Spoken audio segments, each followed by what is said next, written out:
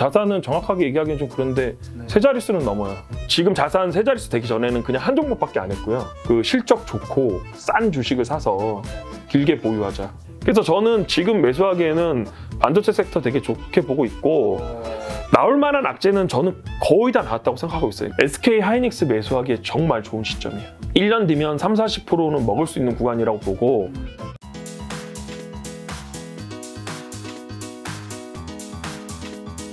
오늘은 이제 수원에서 오신 아이셋 아빠, 이제 전업 투자자 선진짱님. 이제 주식 투자 쪽 유튜브에서는 이제 와이스트리트가 이제 이효소 아카데미 채널이랑 몇 개 정도 출연하셨고, 저희 이제 김작가 TV 이제 처음 나와주셨잖아요. 네, 제가 말씀 끌어서 죄송하고, 네. 근데 제가 좀 긴장이 돼요. 왜냐하면 대호한테 미안한데 대호는 이 코스닥 상장사고 우리 김 작가님은 저기 회장님인데. 대호가 저기 삼성전자 회장님이라고 하시는데 그래서 제가 지금 좀 긴장이 좀 되고 좀 그러네요. 네.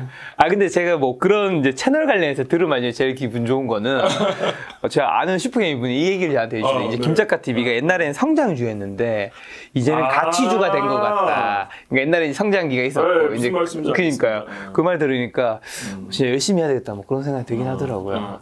자 이제 우리 정투자 선진짱님 이제 뭐 주식 투자는 결국에는 뭐 아무리 딴 거 다 빼고 계급장 떼고 결국 내가 얼마를 벌었냐가 사실 제일 중요한 거잖아요. 근데 일단 그거 얘기하기 전에 좀 오해가 있을 수 있어서 요 얘기만 좀 하고 일단 네?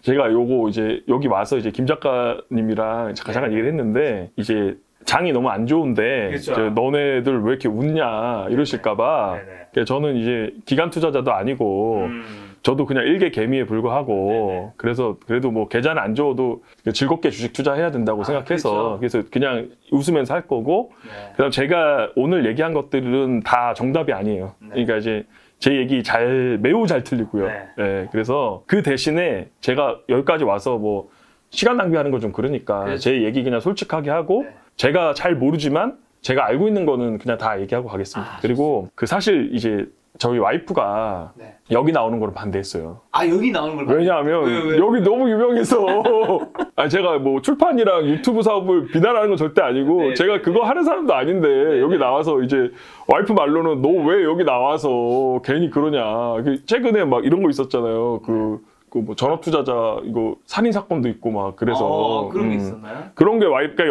여자들은 이제 그런 게 좀 민감해요. 그렇죠. 그래갖고 이게 반대했는데 그럼에도 불구하고 제가 그 김 작가님을 뵈러 우리 김 회장님 뵈러 와야 된다는 사명감으로 제가 혹시나 문제 생기면 경찰서에 이제 신변 보호 요청해드릴게요. 그렇게까지 하지는 않고 그래서 여자분들 이제 노파심인 것 같고 그래서 이왕 나왔으니까 좀 장에 상관없이 즐겁게 좀 얘기해 보겠습니다. 그리고 또 저희가 웃으면서 얘기하는 걸 시청자분이 오해하지 않으셨으면 좋겠는 게 사실 제가 선진짱님의 이제 계좌를 저희 촬영지에 잠깐 봤잖아요.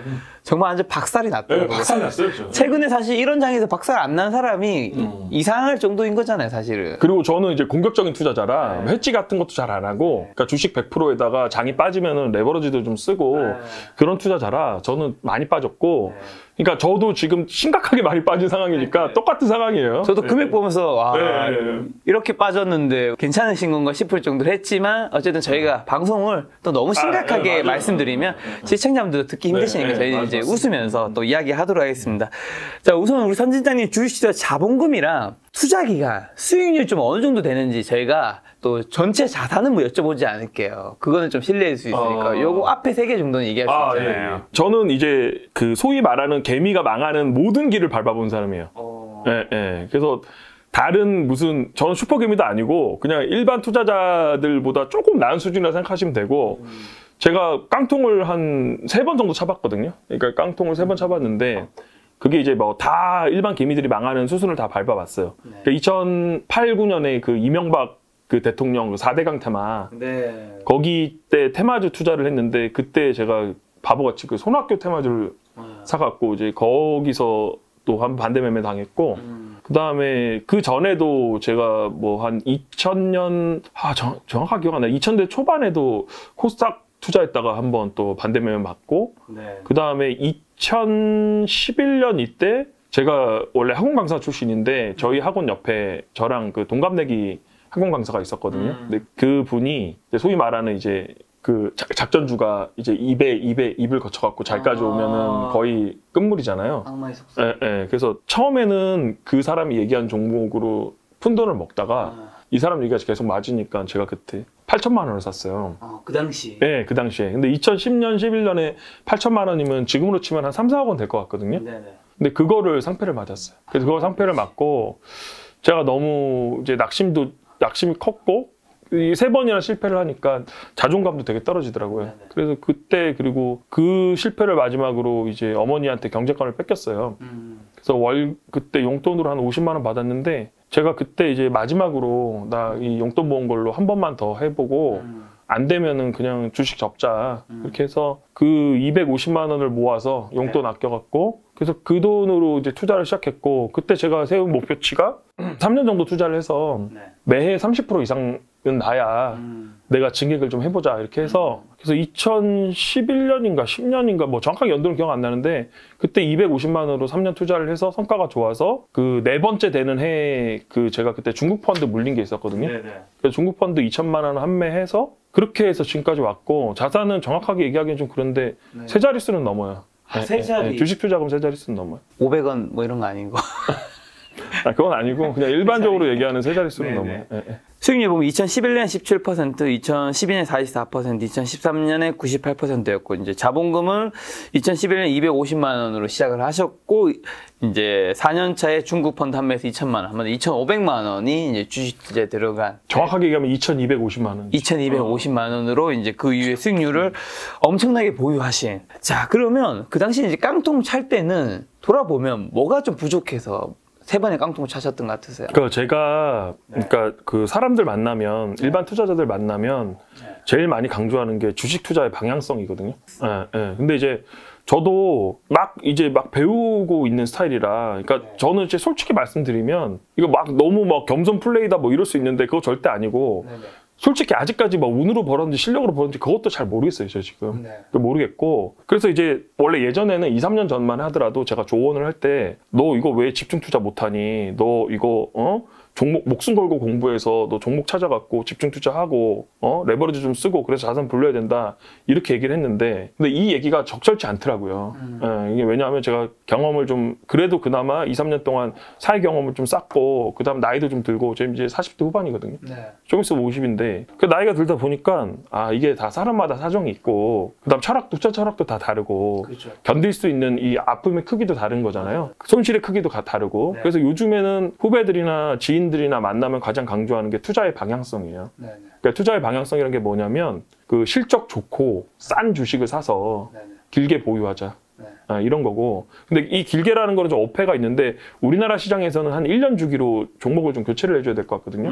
그래서 미국보다 좀 어려운 것 같아요. 그러니까 미국은 뭐 애플이나 테슬라나 이런 종목들 좀 길게 가져가도 되는데 우리나라 종목들은 1년에 한 번씩은 종목 교체가 좀 필요하고 1년 정도로 교체하는 게 좋고 그리고 그 대신에 이제 올해 어떻게 될지 모르겠지만 우리나라 주식의 가장 큰 장점은 세금이 없는 게 너무 큰 장점이라고 생각하거든요. 그래서 22.5% 세금 안 내는 게 이게 몇 년을 거쳐서 쌓이면 이게 복리 효과가 엄청나게 달라지거든요. 그래서 꼭 미국 주식만 좋은 게 아니고 우리나라 주식이라 미국 주식의 장단점이 있고 그러니까 저 같은 경우는 뭐 미국 주식 아예 몰라서 미국 주식 안 하고 있어요. 그러면 돈을 벌게 된 계기는 좀 어떻게 되신 거예요? 그냥 그 전까지는 깡통 3번에 찼는데 그 이후부터 돈을 잘 벌었고 특히 이제 제가 알기로는 코로나 위기 이후로 이제 주식 자산이 급등한 걸로 아시는데 알고 있는데 돈을 벌게 된 계기 분명히 있을 거잖아요. 그 전에 갑자기 깡통 3번 차니까 이제는 모든 걸 알았다 이렇게 될 수 있는 문제는 아니잖아요. 그 동안에 이제 투자 경험이 좀 많이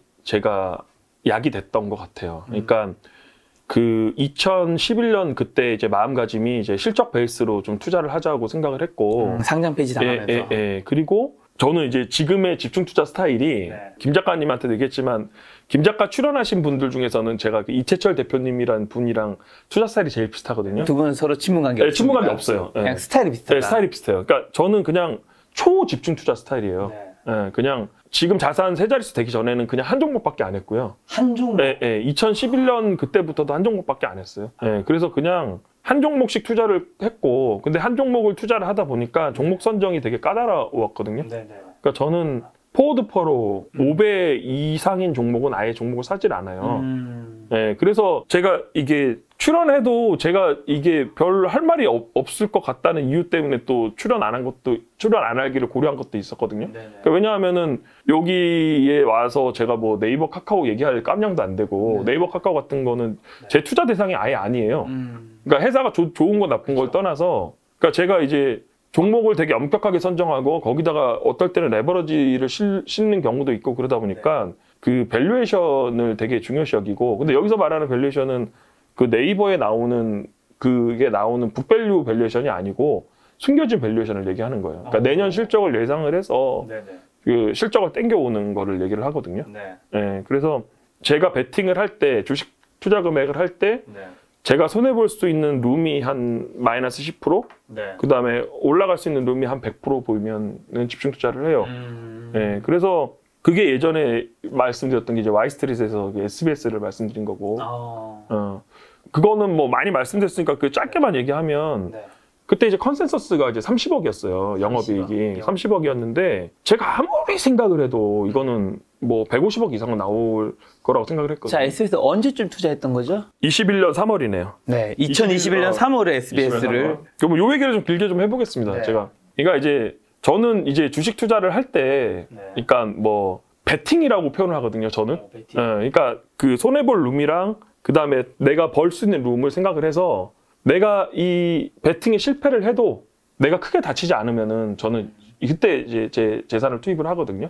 그러면은 이제 SBS 같은 경우가 왜 이 베팅을 하는 시점이 좋았냐면 그 당시에 저기 그 조선구마사라고 아시죠?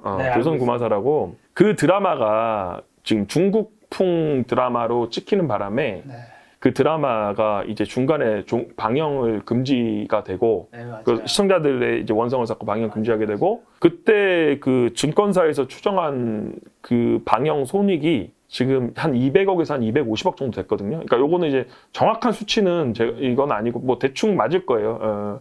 그게 됐는데 그런데 이제 나중에 제가 리서치를 해보니까 이거가 YG랑 그다음에 롯데시네마에서 비용 부담을 해줘갖고 실제로는 SBS가 부담하는 이런 것들이 한 7, 80억 정도밖에 안 됐었거든요. 그래서 제가 먼저 이제 그거를 좀 눈치를 챘고 그리고 SBS가 제가 한 2년 정도를 좀 추적한 종목이에요. 그러니까 저는 이제 종목을 매수할 때 바로 매수를 하지 않고 제가 요 회사의 변화를 체크를 하다가 요 매수 타이밍이 왔다 그러면은 들어가는 경우도 되게 많거든요.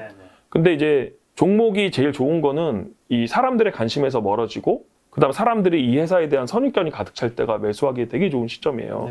그러니까 지금은 OTT 쪽에 변화가 있어서 사람들이 이런 SBS나 제작사에 대한 이런 여러 가지 인식이 변화됐지만 그 당시만 하더라도 SBS는 그냥 방송국이고 이 방송국 실적이 나올 수가 없고 그다음에 코로나의 가장 큰 피해주였어요. 코로나의 가장 큰 피해주였던 게 뭐냐면 이게 코로나가 있으니까 그 방송 광고 수입이 안 나오는 거예요. 이 방송 광고 수입이 안 나오다 보니까 회사가 되게 안 좋았거든요.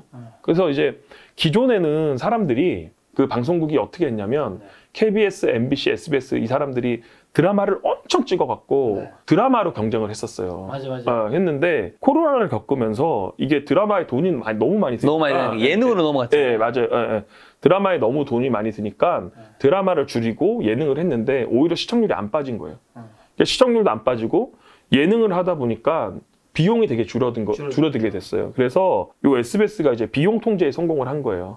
그래서 제가 그것도 좀 캐치를 했고 근데 요런 캐치하는 것들은 특별하게 방법이 있는 게 아니고 좀 얘기가 섞이긴 하는데 분기 보고서를 보셔야 돼요. 분기 보고서. 그러니까 이거를 그러니까 저는 주식에 하수랑 고수는 없다고 생각하고 있고 주식을 열심히 하는 사람이랑 열심히 안 하는 사람 딱 두 부류만 있다고 생각하고 있거든요. 그러니까 저한테 보통 사람들이 물어보면 실적 추정 어떻게 해요? 종목 선정 어떻게 해요? 이렇게 하는데 실적 추정이나 종목 선정은 그냥 노가다예요. 제가 말씀드리면. 그러니까 이 SBS도 어떻게 됐냐면 2021년 1분기 실적이 잘 나왔지만 그 전분기 2020년 4분기, 2020년 3분기에 그런 조짐이 나타났어요. 그래서 재무제표를 보시면 2020년 3분기, 2020년 4분기부터 실적이 찍히기 시작했고 그 다음에 영업이익률이 올라가기 시작했거든요. 그래서 그거가 지금 뭘 보여주냐면 방송국이 비용 통제를 했다는 걸 보여주는 시그널이었거든요. 그래서 보통은 그러니까 주식 투자는 저는 철저하게 소수로 가야 된다고 생각하고 있거든요. 그러니까 주식 투자로 돈을 버는 사람들이 소수기 때문에 주식 투자는 소수로 가는 게 확률이 되게 높은 게임이에요. 그런데 사람들이 SBS를 공영방송이라고 생각을 하고 그 다음에 사람들은 이거 방송국 해서 되겠어 이런 선입견이 가득 찼기 때문에 오히려 투자에 좋은 기회가 되는 거고 그리고 지금도 마찬가지거든요. 지금 보면 갑자기 뭐 시장 얘기해서 좀 그런데 뭐 제가 시장을 잘 못 보지만 요즘 뭐 3% 같은데 이제 비관론자 나오면 뭐 엄청 뭐 찬양 일색의 글들이 댓글이 엄청 달리더라고요. 그러면 그럴 때 오히려 반대로 가는 게 확률이 더 높아요. 돈을 벌려면. 그래서 그때 반대로 갈 수 있는 사람들이 용기를 가지고 좋은 종목을 살 수 있는 사람들이 돈을 벌 수 있는 사람들이에요. 이게 주식 투자가 약간 이제 인문학이고 복잡계가 있는 게 여러 가지의 그 당시에 그 이제 산업의 변화도 많이 좀 담겨 있거든요. 그러니까 이제 원래는 SBS 말고 제작사 리레이팅이 그 2020년 한 3, 4분기 정도에 제작사 리레이팅이 됐어요. 그러니까 제작사 리레이팅이라는 게 어떤 말씀이냐면 그 당시에 그 좀 트렌드에 빠르고 이제 전업 투자자인 사람들이 A스토리라는 제작사를 이제 탐방을 가게 되거든요. 근데 A스토리 제작사에 가서 이제 얘기를 들으니까 요 드라마 제작사, 중소규모 제작사의 환경이 바뀐 거예요. 그 환경이 바뀌었다는 건 뭐냐면 기존에는 이제 방송국들이 철저한 갑이었거든요. 왜냐하면 방송국이라는 게 몇 개 안 되잖아요. 그러면 SBS, KBS, MBC 이런 데서 중소규모 제작사한테 뭐 제작비가 한 100억 정도 된다고 하면 그냥 겨우 100억에서 그냥 어느 정도 이익만 보장해주고 그런 식의 수익 구조를 가지고 온 게 되었거든요. 그러니까 왜냐하면 방송국 입장에서는 이 드라마 제작사들을 그렇게 좋게 대우해 줄 이유가 없었던 거예요. 그런데 글로벌 OTT들이 들어오면서 이게 바뀌게 된 거거든요. 우리가 그 이제 리쿰률이라고 하는데 리쿰률이 어떤 거냐면 리쿰률이 한 120%라고 하면 제작비가 이제 100억이 들었을 때 드라마 판권을 120억에 팔게 되면 이게 리쿰률이 120%예요. 그런데 글로벌 OTT가 들어오면서 이 리쿰률이 한 130% 이상 나오게 된 거예요. 그러니까 왜냐하면 단순하게 얘기하면은 그 넷플릭스가 드라마 제작비를 엄청 많이 준 거예요. 그냥. 그러니까 한국 시장의 이제 성장성을 보고 글로벌 제작사들이 들어오는 초입 시기가 2020년 하반기였거든요. 그래서 이제 탐방 간 사람들이 그 A스토리 가서 드라마 이런 제작의 산업 변화를 알게 됐고 그러다 보니까 A스토리가 그 당시에 주가가 2배, 3배 올랐거든요. 그러고 나서 이제 흥국증권에서 조태나 애널리스트인가 그분이 이제 산업의 변화를 알리는 리포트를 썼고 그래서 사람들한테 서서히 알려지기 시작했거든요. 그래서 그 당시에 드라마 제작사들의 리레이팅이 시작된 거예요. 그래서 그런 관점에서도 또 SBS를 본 거거든요. 그러니까 SBS가 그 시청률도 되게 잘 나오고 드라마 제작 편수도 되게 높고 이랬음에도 불구하고 방송국이라는 미명 아래 시총이 되게 낮았어요. 그리고 드라마 제작사들 보통 이제 큰 제작사들은 스튜디오 드래곤이나 뭐 지금은 콘텐트리 중앙으로 이름 바뀌었는데 제이 콘텐트리나 그 다음에 그 스튜디오 드래곤 이런 경우는 드라마 제작 편수를 한 편당 1,000억 정도로 쳐서 그거를 이제 캐파로 쳐갖고 그걸로 시총을 매기거든요. 그래서 스튜디오 드래곤이 그 제작 편수가 20편에서 25편이라 그게 한 2에서 2.5조 정도 시총을 받아요. 그래서 그거를 기본으로 깔고 거기서 이제 그 산업 변화나 뭐 이익에서 왔다 갔다 하거든요. 근데 SBS가 그 당시에 드라마 제작 편수가 10편에서 15편이었는데도 불구하고 시총은 그때 뭐 한 3천억? 2, 3천억 밖에 안 됐었거든요.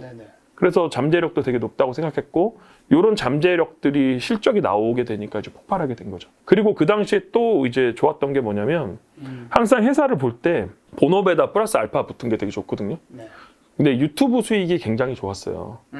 그 동물농장 다시 보기에. 그래서 그 유튜브 수익이 요거는 거의 뭐라 그러냐면은 봉이선달 대동강물 파는 시기거든요. 이미 올라간 거 맞아요. 편집해서 올리고 그냥 그거 편집자가 글로벌이잖아요. 맞아요. 동물이니까 편집자가 밤새서 올리면은요 그냥 그거 뭐 그냥 무한 리필로 찍어내요. 그래갖고 그게 OPM이 90%예요. 그게 마진이. 그래서 거기서 해마다 100억, 200억씩 계속 증익이 나거든요. 그래서 이런 여러 가지 정황들이 SBS의 리레이팅을 갖고 오게 된 거죠. 그래서 제가 그때 SBS를 집중 투자한 거고 근데 여기서 이제 잘 봐야 될 이 포인트는 뭐 실적이 나와서 뭐 결국 올라가서 좋다 이런 것보다는 그 주식을 매수할 때 하방을 먼저 보라는 말씀을 해드리고 싶은 거예요. 그러니까 다른 사람들은 주식 매수할 때, 그러니까 보통 일반인 같은 경우는 지금 비싸다, 안 비싸다를 따지지 않고 내가 이거를 매수를 해서 얼마만큼 벌 거냐는 업사이드만 보는데 그렇죠. 저는 이제 집중 투자를 계속 하다 보니까 하방을 먼저 체크를 하고 내가 사실 저는 신이 아니니까 하나님이 아니니까 제가 아무리 뭐 150억, 200억 영업이익을 예측을 해도 이거 틀릴 수가 있잖아요. 네. 그런데 제가 그래도 그동안 구력이 있지. 제가 영업이익 150억, 200억 예측했는데 설마 10억 나오겠어요. 그건 그럴 가능성은 매우 낮다고 생각하거든요. 네네. 제가 잘 못하지만. 네. 그러면은 이게 내가 틀려서 컨센서스 정도만 나와도 네. 시장에 기대치라는 게 없기 때문에 제가 여기서 다치지 않거든요, 별로.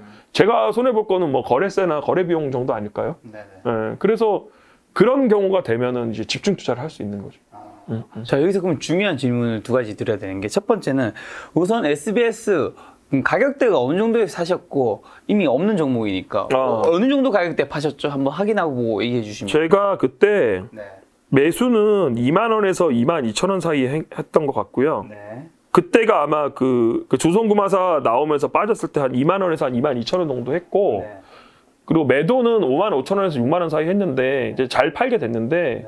근데 그때 매도할 때도 또 사연이 있어요. 네. 왜요? 그때 매도를 SBS가 안 좋아서 한 게 아니에요. SBS는 사실 전 지금도 되게 좋다고 생각하고 있고. 아, 딴 종목을 발견했구나. 네, 맞아요. 딴 종목을 발견했어요. 그때가 어떨 때였냐면, 근데 놀랍게도 그 타이밍이 그리고 떨어졌잖아요, SBS가. 맞아요. 지금 근데 4만 5천 원이네요. 그게 왜 그러냐면은 운이 많이 작용한 것도 맞지만, 왜냐하면 종목을 계속 보다 보니까 제가 이게 일이잖아요. 그러니까 이제 종목을 계속 보다 보니까 내가 SBS에서 50% 업사이드 보이는데 다른 종목은 100% 업사이드 보이면 갈아타고 이제 이러는 거거든요. 갈아타야죠. 예, 예. 근데 그때가 언제였냐면 그때가 작년 8월 정도 될 것 같아요. 작년 8월에서 10월. 네. 작년 8월에서 10월. 근데 작년 8월에서 10월이 어제 어떤 일이 있었냐면 지금이랑 되게 비슷하거든요. 지금 이제 제가 나중에 이제 반도체 얘기 좀 할 건데 네. 지금 이제 문제가 됐던 지금은 이제 반도체가 어떤 상황이냐면 지금 PC랑 모바일이 거의 최악이에요. 최악이고 지금 현재 반도체가 안 좋은 거는 그나마 마지막 보루로 있었던 서버가 꺾이면서 서버 오더컷이 생기면서 서버가 중국에서 오더컷이 생기고 지금 미국 오더컷 얘기가 오늘 나오고 있거든요. 그래서 지금 반도체가 지금 급락하고 있어요. 그런데 이 작년 8월에서 10월은 뭐가 나왔냐면 PC 오더컷이 제일 처음 제기된 시기예요. 그러니까 이제 코로나 때 PC 수요를 엄청 땡겨왔기 때문에 지금 PC가 재고가 쌓여갖고 오더컷이 나온다는 얘기가 그때 나왔었고, 그래서 그때가 반도체가 되게 안 좋은 시기였어요.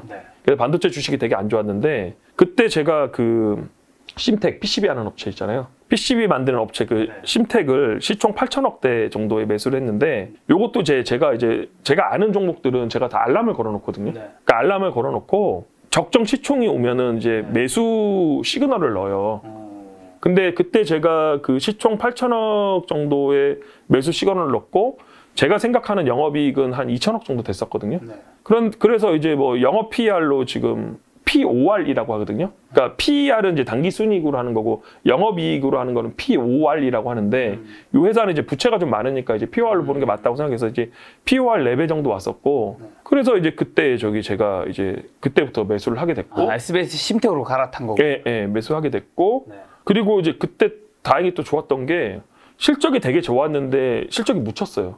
그게 무슨 말씀이냐면 이것도 되게 운이 좋은 게 실적을 발표하고 나서도 매수할 수 있는 기회가 생겼던 게 그날 실적 발표 날이 FNF랑 실적 발표일이 똑같았어요.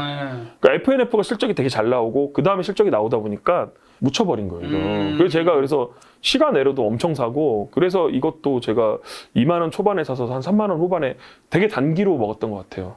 3만 원 중후반에 그때 이제 수익을 거의 한 달 만에 냈던 것 같아요.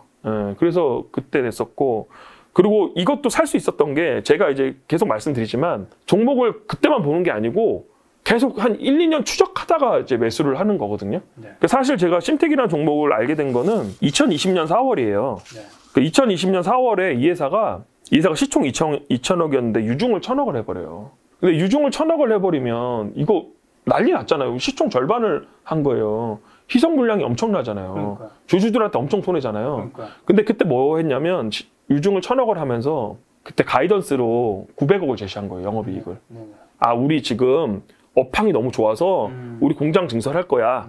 그 대신에 우리 올해 영업이익 목표를 우리 900억 낼 거야. 이렇게 해버린 거죠. 네. 그러면 단순 계산으로 시총 3천억짜리 회사가 영업이익 900억이면 그러면 싸죠. 그렇죠. 그런데 그것만 갖고 주식을 사면 안 되는 거고 증설 공시를 잘 봐야 돼. 공시 볼 때. 그러니까 증설 공시에 답이 있어요. 제가 그동안 투자한 회사들 중에서는 증설 공시 났을 때 추적해서 수익 냈던 회사들이 되게 많아요. 요 얘기 좀 하고 갈게요. 그래서 이제 시총 2천억짜리 회사가 이제 유중 1,000억 하면서 시설 공시를 냈어요. 그리고 그 가이던스로 이제 영업이익 이제 900억을 냈어요. 여기까지만 하면 좀 약해. PCB 업황이 이제 지금은 뭐 쇼티지다 어쩌다 나오는데 그 당시만 하더라도 좀 약하잖아요. 그러면 여기서 모든 주식 투자는 퍼즐 맞추기예요. 퍼즐 맞추기. 그러니까 제가 SBS 투자한 것도 그냥 SBS가 실적이 잘 나와서 투자한 게 아니잖아요. 제가 그 전분기에 비용단 통제하는 거랑 유튜브 수익 나오는 거랑 이렇게 다 하나씩 맞추는 거잖아요. 이것 봐. 비용단 통제에 성공했네. 유튜브 수익이 나오네. 그 다음에 SBS 투자할 때 또 도움됐던 게 CJ ENM의 미디어 사업부가 실적 발표를 먼저 했는데 그때가 또 실적이 얘네 일주일 정도 먼저 발표하거든요. 그때도 실적이 좋았거든요. 그러면 CJ ENM 미디어 사업부가 거의 SBS랑 비즈니스 모델이 유사하네? 그럼 여기다 또 갖다 붙이는 거예요. 그러니까 하나하나씩 퍼즐을 맞추는 과정이야. 그러니까 심택도 이제 증설 공시만 나왔는데 이제 너무 약하잖아요. PCB 업황을 내가 잘 모르겠어. 그럴 때 필요한 게 뭐냐면 스터디예요. 스터디를 제가 잘 강조하는 게 뭐냐면 스터디에 가면은 나보다 잘하는 사람도 있고 나보다 다른 특정 분야의 전문가들이 있어요. 그 우리나라 스터디에는 IT 전문가들 되게 많아요. 여기서 말하는 IT 전문가들이라는 게 뭐 우리나라 모든 스터디에 가면은 삼성전자 다니시는 분 다 있어요. SK하이닉스 다니는 분 다 있고. 그러니까 스터디 자체가 그 이제 스터디에 가입을 하면 이제 보고서를 써요. 돌아가면서. 그러니까 애널리스트처럼 보고서 쓰는 거예요. 그래서 한 달에 한 번씩 만나서 종목 발표하고 그다음에 나보다 더 잘하는 전문가들한테 시향을 물어볼 수가 있어. 근데 그 당시에 심택이 그 공급 계약을 맺었는데 원래 공급 계약을 원래 월 단위 계약을 해야 되는데 6개월이나 10개월치를 엄청 땡겨서 선납을 한 거예요. 마이크론이. 그래서 마이크론이 선납을 하니까 이거 월 단위로 맺을 수 있는 계약을 이렇게까지 땡겨오면은 PCB가 지금 되게 호황이구나 생각할 수 있잖아요. 그래서 저는 개인적으로 그렇게 생각을 하고 있었는데 저희 스터디에 지금도 저희가 되게 친하게 지내시는 분인데 IT 되게 잘하시고 그런 분이 있어요. 그래서 그분한테 물어봤어요. 이거 마이크론이 이렇게 땡겨오고 그러는데 그럼 PCB 업황이 호황이지 않겠냐. 그러니까 자기가 보기엔 되게 호황이고 마이크론이 이렇게 계약을 맺게 되면 삼성전자도 공시는 안 했지만 이렇게 맺을 계약이 되게 높고 다른 타 업체도 아마 그렇게 계약을 맺었을 것이라고 얘기를 하더라고요. 근데 그런 하나하나께 이제 빌미가 되는 거예요. 그러면 회사에 전화를 하죠. 그러니까 전화를 해서 내가 생각하는 것들 다 물어보고 그러고 탐방도 가기도 하고 그러면 이렇게만 해서 틀릴 수 있죠. 그러면 또 어떻게 해야 돼? 그냥 틀릴 수 있으니까 어떻게 해? 또 분기 실적 계속 체크하는 거예요. 그러면 그 다음 분기 실적이 잘 나왔어. 그럼 내 생각한 대로 나왔어. 그럼 홀딩. 그러면 뭐 밸류에이션 계산해서 이거 내가 지금 이 정도 영업이익이면 더 싸니까 사도 되겠네. 그럼 더 살 수 있는 거예요. SBS도 20년 1분기에 실적 나오고 나서 제가 더 샀어요. 그래서 그렇게 하면서 분기 실적 체크하고 회사 탐방 가고 그러면서 계속 실적 체크하면서 성장이 꺾이면은 그 주식을 파는 거죠. 그래서 제가 말씀드리는 거는 주식은 타고난 사람은 아무도 없어요. 그냥 노가다예요. 그러니까 주식은 소수 게임이라고 아까 말씀드렸잖아요. 그러니까 돈 버는 거는 어려운 건데 자꾸 쉬운 방법으로 하려니까 사단이 생기는 거예요. 그러니까 김 작가님 보세요. 김 작가님 주식 공부했다고 하면은 어떻게 뭘 공부했다고 하세요? 그러니까 사람들이 나 주식 공부했어 그러면은 뭘 봤을까요? 유튜브. 그렇죠. 제가 그 말을 하려고 하는 거예요. 김 작가 채널은 봐야 돼. 이거는 무조건 구독하고 그냥 365일 틀어놓으세요. 이건 꼭 봐야 되고. 전에는 Y3 채널 가서 Y3 아주 바꿨어. 넘어설 뻔. 김 회장님 바꿨습니다. 이제 대호 꺼져. 이분이 전업 투자자인데 사회생활을 너무 많이 하셨네. 저 이제 김 회장님 딸랑딸랑해. 대호야 나 이제 너랑 안녕이다. 나 김 회장님 최측근이야. 하여튼 그래서 딱 나오시잖아요. 그러니까 일반 투자자들이 공부를 했다 그러면 그냥 유튜브랑 리포트 본 게 다예요. 근데 유튜브랑 리포트 봐서 수익 안 나온다니까. 플러스로 그래 뭐를 해야 돼. 근데 제가 말씀드리는 게 그러면 이게 이런 말씀하세요. 너 저 탐방 못 가는데요. 탐방 가라는 얘기가 아니지. 사업 보고서 보고 스터디 하라는 얘기잖아요. 그러니까 사업 보고서에서 증설 공시만 다 체크하고 그 다음에 분기 보고서 나올 때 실적 좋은 회사들만 그러니까 분기 보고서 나오면 이제 전업들은 보고서를 다 봐요 일일이. 근데 그러지 말고 실적이 특별하게 좋았던 회사들이 있잖아요. 그런 회사들을 출연해 갖고 이 회사의 이익의 질을 파악을 하면 돼요. 이익의 질, 이거 각도기 선생님이 하신 말씀인데, 표절해서 죄송하고. 그러니까 이익의 질이라는 게 뭐냐면, 이 회사가 매출이 늘고 영업이익률이 늘면 이익의 질이 좋은 건데, 그렇죠. 매출 그대로인데 비용만 통제되거나, 아니면 매출이 그대로인데 일회성 이익이 붙거나 이러면 이익의 질이 안 좋은 거야. 근데 매출도 늘고 영업이익률도 늘고, 그 다음에 그 이익이 지속 가능성하고, 이러면은 이익의 질이 좋은 거죠. 근데 제가 말하는 게 많이 어려울 것 같지만 어려워요. 어렵지만 차라리 그게 나아요. 일반 사람들이 공부하기는. 그러면은 그게 잡히는 게 2020년 하반기인가에 그때 이제 오스템 임플란트 이쪽이 실적이 잘 찍히면서 주가가 많이 올랐거든요. 그러니까 그런 회사들 추려서 물론 몇십 개 되겠죠. 추려서 자기가 이해가 되고 회사에 전화해봐서 일리가 있고 타당이 있고 공부가 되고 이런 회사 사서 보유하면 되거든요. 죄송하지만 유튜브 리포트도 한계가 있고, 그리고 제가 그 이제 블로그 보면 질문이 많이 나오는데, 제가 이제 그 선진장 주식 공부방이라고 텔레그램 채널이 있는데 거기에 제가 본 리포트들 다 올려요. 근데 사람들이, 그러니까 저를 이제 좀 딥하게 아시는 분들은 제가 리포트에 나오는 종목 안 사는 거 알고 있어. 그런데 사람들이 제가 리포트를 보고 종목을 사는 줄 알지만, 리포트를 보고 종목을 사면 이미 늦은 거예요. 이미 늦은 거고 시장을 크게 아웃퍼폼 할 수가 없어요. 그렇죠. 그럼 여기서 조금 더 나가면, 개인이 기관보다 이기려면 기관이랑 똑같이 해서 이길 수가 없어. 그러면 기관이랑 똑같이 한다는 게 어떤 거냐면, 기관은 제 기관이 잘못됐다는 게 아니고, 기관은 운용 자금이 크고 그다음 한 번에 사야 되니까 매크로 봐서 섹터 뭐 비중 다 조절하고 그다음 손절 라인 정하고 이렇게 하잖아요. 근데 개인은 그렇게 안 해도 된다니까요. 개인은 오히려 돈을 벌려면, 물론 어렵지만 베팅의 개념이 맞아요. 그러니까 기관들은 리포트에 나오기 전에 종목 사기도 힘들어. 왜냐하면 거기는 그냥 딱 A라는 회사가 있으면 기관이 커버 안 하면 사기 되게 힘들어요. 기관이 커버하고 실적 찍히면서 한단 말이에요. 근데 요 기관이 커버하기 전에 있는 종목을 내가 사서 들고 있으면, 비교적 쌀 때 내가 사서 들고 있으면 수익률이 되게 많이 날 수 있고요. 그 다음에 반도체 섹터 얘기로 그냥 넘어갈게요. 그러니까 지금 제일 이게 문제가 되는 게 이제 이런 거야. 지금 보면 지수가 많이 빠졌어요. 근데 반도체 섹터는 완전히 작살이 났어. 그냥 소위 말하는 작살 났고, 2차 전지는 잘 버티고 있단 말이에요. 그에 맞춰서 시청자 질문을 제가 함께 드리도록 하겠습니다. 아이디 불수통님께서 현재 반도체가 악재들이 계속 나오고 있는데, 지금 상황에서 선진장님은 반도체 주식에 대한 어떤 견해를 가지고 있는지 궁금합니다. 최악에 사서 호재에 팔아라가 혹시 지금일지 궁금합니다. 요 답변까지 오늘 하시려는 거랑 같이 주시면 좋을 것 같네요. 그래서 일단 개인은 기관에 비해서 좋은 게 베팅할 수 있다. 그러니까 베팅할 수 있다가 나쁜 개념으로 얘기하는 게 아니에요. 그러니까 시장에 덜 알려진 종목, 싼 종목을 내가 비교적 이른 시기에 살 수 있다는 걸 말씀드리는 거예요. 그렇게 할 수 있고, 그 다음에 이런 경우에 손절 안 할 수 있어요. 그러니까 여기서 본인이 잘 판단을 해야 되는 게, 여기서 본인이 물론 뭐 전업투자하고 트레이딩 잘하고 이러면 2차 전지 따라가서 뭐 이렇게 하면 되죠. 근데 본인이 직장도 있고 애도 봐야 되고 뭐 이래야 되는데, 여기서 뭐 2차 전지 따라가서 얼마나 보겠어요. 이렇게 최악일 때 사는 거예요. 최악일 때. 그래서 저는 지금 매수하기에는 반도체 섹터 되게 좋게 보고 있고, 나올 만한 악재는 저는 거의 다 나왔다고 생각하고 있어요. 왜냐하면 지금 PC 안 좋다고 했고, 스마트폰 안 좋다고 했죠. 그 다음에 지금 중국 서버 안 좋다고 하고, 오늘 보니까 북미 서버 안 좋다고 돌고 있더라고요. 그래서 이 네 가지가 나와서 거의 빠질 만큼 빠졌다고 생각하고 있고, 그리고 저는 어제도 이제 사람들 만나서 지금 SK 하이닉스 매수하기 좋다고 얘기를 하니까. 누가요? 제가 이제 개인적으로 사람들. 그러니까 전업 투자자 말고 일반 사람들, 일반인 직장인들. 그래서 뭐 사야 되냐 그래서 SK 하이닉스 사야 되니까 막 뭐 저런 종목을 얘기해 막 이런 분위기인 거예요. 그런데 SK 하이닉스 매수하기에 정말 좋은 시점이에요. 지금? 네. 그러니까 요거 어차피 나중에 이제 뭐 이 김 작가님이 요거 올려주실 건데, SK 하이닉스 PBR 보고 사야 되거든요. 그러니까 사이클 종목이라 PBR을 봐야 되는데, 지금이 아마 트레일링으로 PBR 1배 부근이고, 그 다음에 포워드 PBR로는 아마 0.9배 부근이거든요.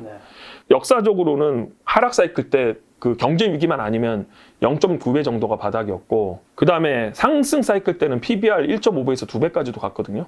그래서 지금 이럴 때 안 좋을 때 사서, 지금 지금 1배니까, 그러니까 떨어질 때마다 계속 사서, 지금 제가 사기에는 못해도 1년이면은 한 30% 40% 수익은 날 수 있는 구간이고, 이거는 또 좋은 게 무슨 코스닥 중소형주를 뭐 몇 억 살 건 아니잖아요. 그렇죠. 이거는 제가 생각하기에는 지금 모든 그냥 일반인들이 투자할 수 있는 투자 자산 중에서 지금 1년을 보면 오히려 저는 반포 아파트나 강남 아파트보다 더 하방이 막히고 수익률이 높은 시점이라 생각하고 있거든요. 하이닉스가. 예, 예. 그런데 여기서 조심해야 될 거는 이게 말할게요. 이거 종목 추천 아니에요. 예, 저희 종목 추천이면 또 뭐 그냥 제 생각을 얘기하는 거니까 종목 추천 절대 아니고 하방은 굉장히 막히고 상방은 좀 많이 열린 상황이고 그리고 제가 삼성전자 얘기 안 하고 왜 하이닉스를 얘기를 하냐면 그러니까 제가 그다음 질문 그거였어요. 예. 그 메모리에 대한 이런 베타를 누리려면 하이닉스가 훨씬 커요. 그러니까 삼성전자는 사업부가 섞여 있어요. 그렇죠. 사업부 섞여 있고 비메모리도 있고 지금 스마트폰도 있고 가전도 있고 뭐 여러 섞여 있잖아요. 근데 저는 단순히 이제 메모리만 보고 가기에는 하이닉스 플레이하기 훨씬 낫다고 생각하고 있고 근데 삼성전자는 이제 비메모리가 잘 풀리면 훨씬 잘 가겠죠. 네. 근데 저는 그냥 제가 지금 투자를 한다면 삼성전자보다는 하이닉스를 사야 된다고 생각하고 있고 여기에 깔린 논리가 이제 조금 더 말씀드리면 메모리의 수요는 해마다 증가하거든요. 네네. 그러니까 메모리 수요는 증가율의 문제인 거예요. 해마다 수요가 증가하지 않을 수가 없는 상황이고 4차 산업혁명이라고 하잖아요. 메모리 수요는 갈수록 늘 거예요. 근데 저는 뭐 먼 미래를 예상할 수 있는 능력이 안 되는 사람이라 내년치만 딱 보게 되면요. 지금 전형적인 하락 사이클의 이런 바닥 구간이에요. 지금 수요가 안 좋은 거를 지금 모든 그 마이크론이랑 하이닉스랑 삼성전자가 예측을 하다 보니까 올해 비트그로스보다 내년 비트그로스가 되게 많이 줄어요. 3사가. 3사가 되게 많이 줄고 그러니까 마이크론, SK하이닉스, 그다음에 저기 SK하이닉스 다 이제 3사가 줄고 그리고 요건 이제 키움증권 리포트 보시면 나와 있는데 저는 이제 키움증권 리포트에 나오는 수치보다 더 안 좋을 거라 생각하고 있어요. 그 이유가 뭐냐면 삼성전자가 투자 여력이 없어요. 그러니까 삼성전자가 왜 투자 여력이 없냐면 올해 지금 비메모리에 너무 많이 투자를 했고요. 그 다음에 P4랑 P5가 내후년부터 돌아가요. P4는 내후년부터 돌아가고 P5는 언제 돌아갈지 모르겠어요. 그래서 그리고 얘네는 또 그 EUV 공정에 투자를 많이 했거든요. 그러니까 지금 삼성전자가 기존 공정에서 EUV 공정으로 가는 단계라 이 가독이라 생산 효율이 되게 낮아요. 그래서 제가 보기에는 삼성전자의 내년 비트그로스가 되게 낮고 거의 역대급으로 낮을 것 같아요. 역대급으로 낮은 상황에서 근데 거기서 하이닉스랑 마이크론도 지금 공급이 되게 많이 줄죠. 그러면 상대적으로 이익을 볼 수 있는 회사가 저는 마이크론이래. 마이크론이면 큰일 나는데 SK 하이닉스가 되게 이익을 많이 볼 것 같아요. 그러니까 삼성전자가 3사가 공급이 많이 줄었어. 그중에 특히 삼성전자가 많이 줄었어. 그러면 수요가 어느 정도만 회복이 되면 내년 디램 가격이 되게 좋을 수가 있어요. 그럼 내년 디램 가격이 좋고 삼성전자의 시장 점유율이 빠지면서 하이닉스 점유율이 올라올 수 있거든요. 그래서 저는 지금 매수하면은 1년 뒤면 30-40%는 먹을 수 있는 구간이라고 보고 근데 이거는 상대적으로 큰 돈 넣을 수 있다고 생각하고 있고 절대 종목 추천 아니고 왜냐면 장도 안 좋은데 뭐 댓글 그리고 그거 있잖아요. 우리 그 있잖아요. 뭐 전무님 김 슈퍼개미 해갖고 뭡니까 썸네일 올려주세요. 그 삼성전자 몇만 원일 때 그거 아시죠? 그거 나 나올 것 같아. 선진장 얼마. 그래서 제가 여기서 이거 내가 조회수 한번 올려야 되니까 공약 한번 갑니다. 뭐요? 같이 하시죠. 같이 할 거야 안 할 거야? 아이 왜 같이 해? 원래 저는 이 중립을 지켜야 됩니다. 네, 공약할게요. 뭔데요? 공약. 무슨 공약이에요? 누가 또 내가 이 얘기 하면은 좀 책임도 못 질 만한다 이럴까봐 너는 손해도 안 보지 이럴까봐 제가 책임질게요. 제가 책임진다는 게 뭘 책임져? 돈으로 한다는 게 아니고 제가 오늘자 종가로 오늘자 종가 오늘 며칠이에요? 오늘 6월 20일입니다. 6월 20일 종가에서 내년 6월 20일 종가보다 내려가면 제가 삭발할게요. 여기 김작가 TV 나왔어. 바리깡으로 밀어주세요. 내년에 출연할게. 6월 20일 날. 내가 우리나라 운명을 걸고 한번 할게요. 반도체 운명을 걸고. 이렇게까지? 제 머리보다 그 코스피랑 반도체 운명이 중요하지. 내년에 경기 침체 온다는 얘기도 있는데. 한다고. 같이 해요. 아니 제가 왜 머리를 밉니까? 같이 해요. 저는 혼자 할게요. 혼자. 저는 현지장님이 공약을 인증하도록 하겠습니다. 혼나고. 여기 나와서요. 여기 그 김 작가님 바리깡으로 밀어주세요. 6월 20일 날. 종가 내려가면. 어쨌든 그만큼 SK하이닉스를 지금 뭐 단기에 괜찮게 보신다. 종목 추천 아닙니다. 네, 종목 추천 아니에요. 이 정도는 추천인 것 같은데. 추천 아니야. 추천하면은 안 가지고 계시잖아요. 안 가지고 있어. 안 가지고 있고. 그렇게 편하게 얘기할 수 있는 거고. 안 가지고 있고 종목 추천이라는 문제가 돼요. 그러니까 좋게 본다. 근데 종목 추천은 아니다. 네네. 뭐가 다른 걸까요? 다르죠. 추천이는 다르죠. 추천은 위험해요.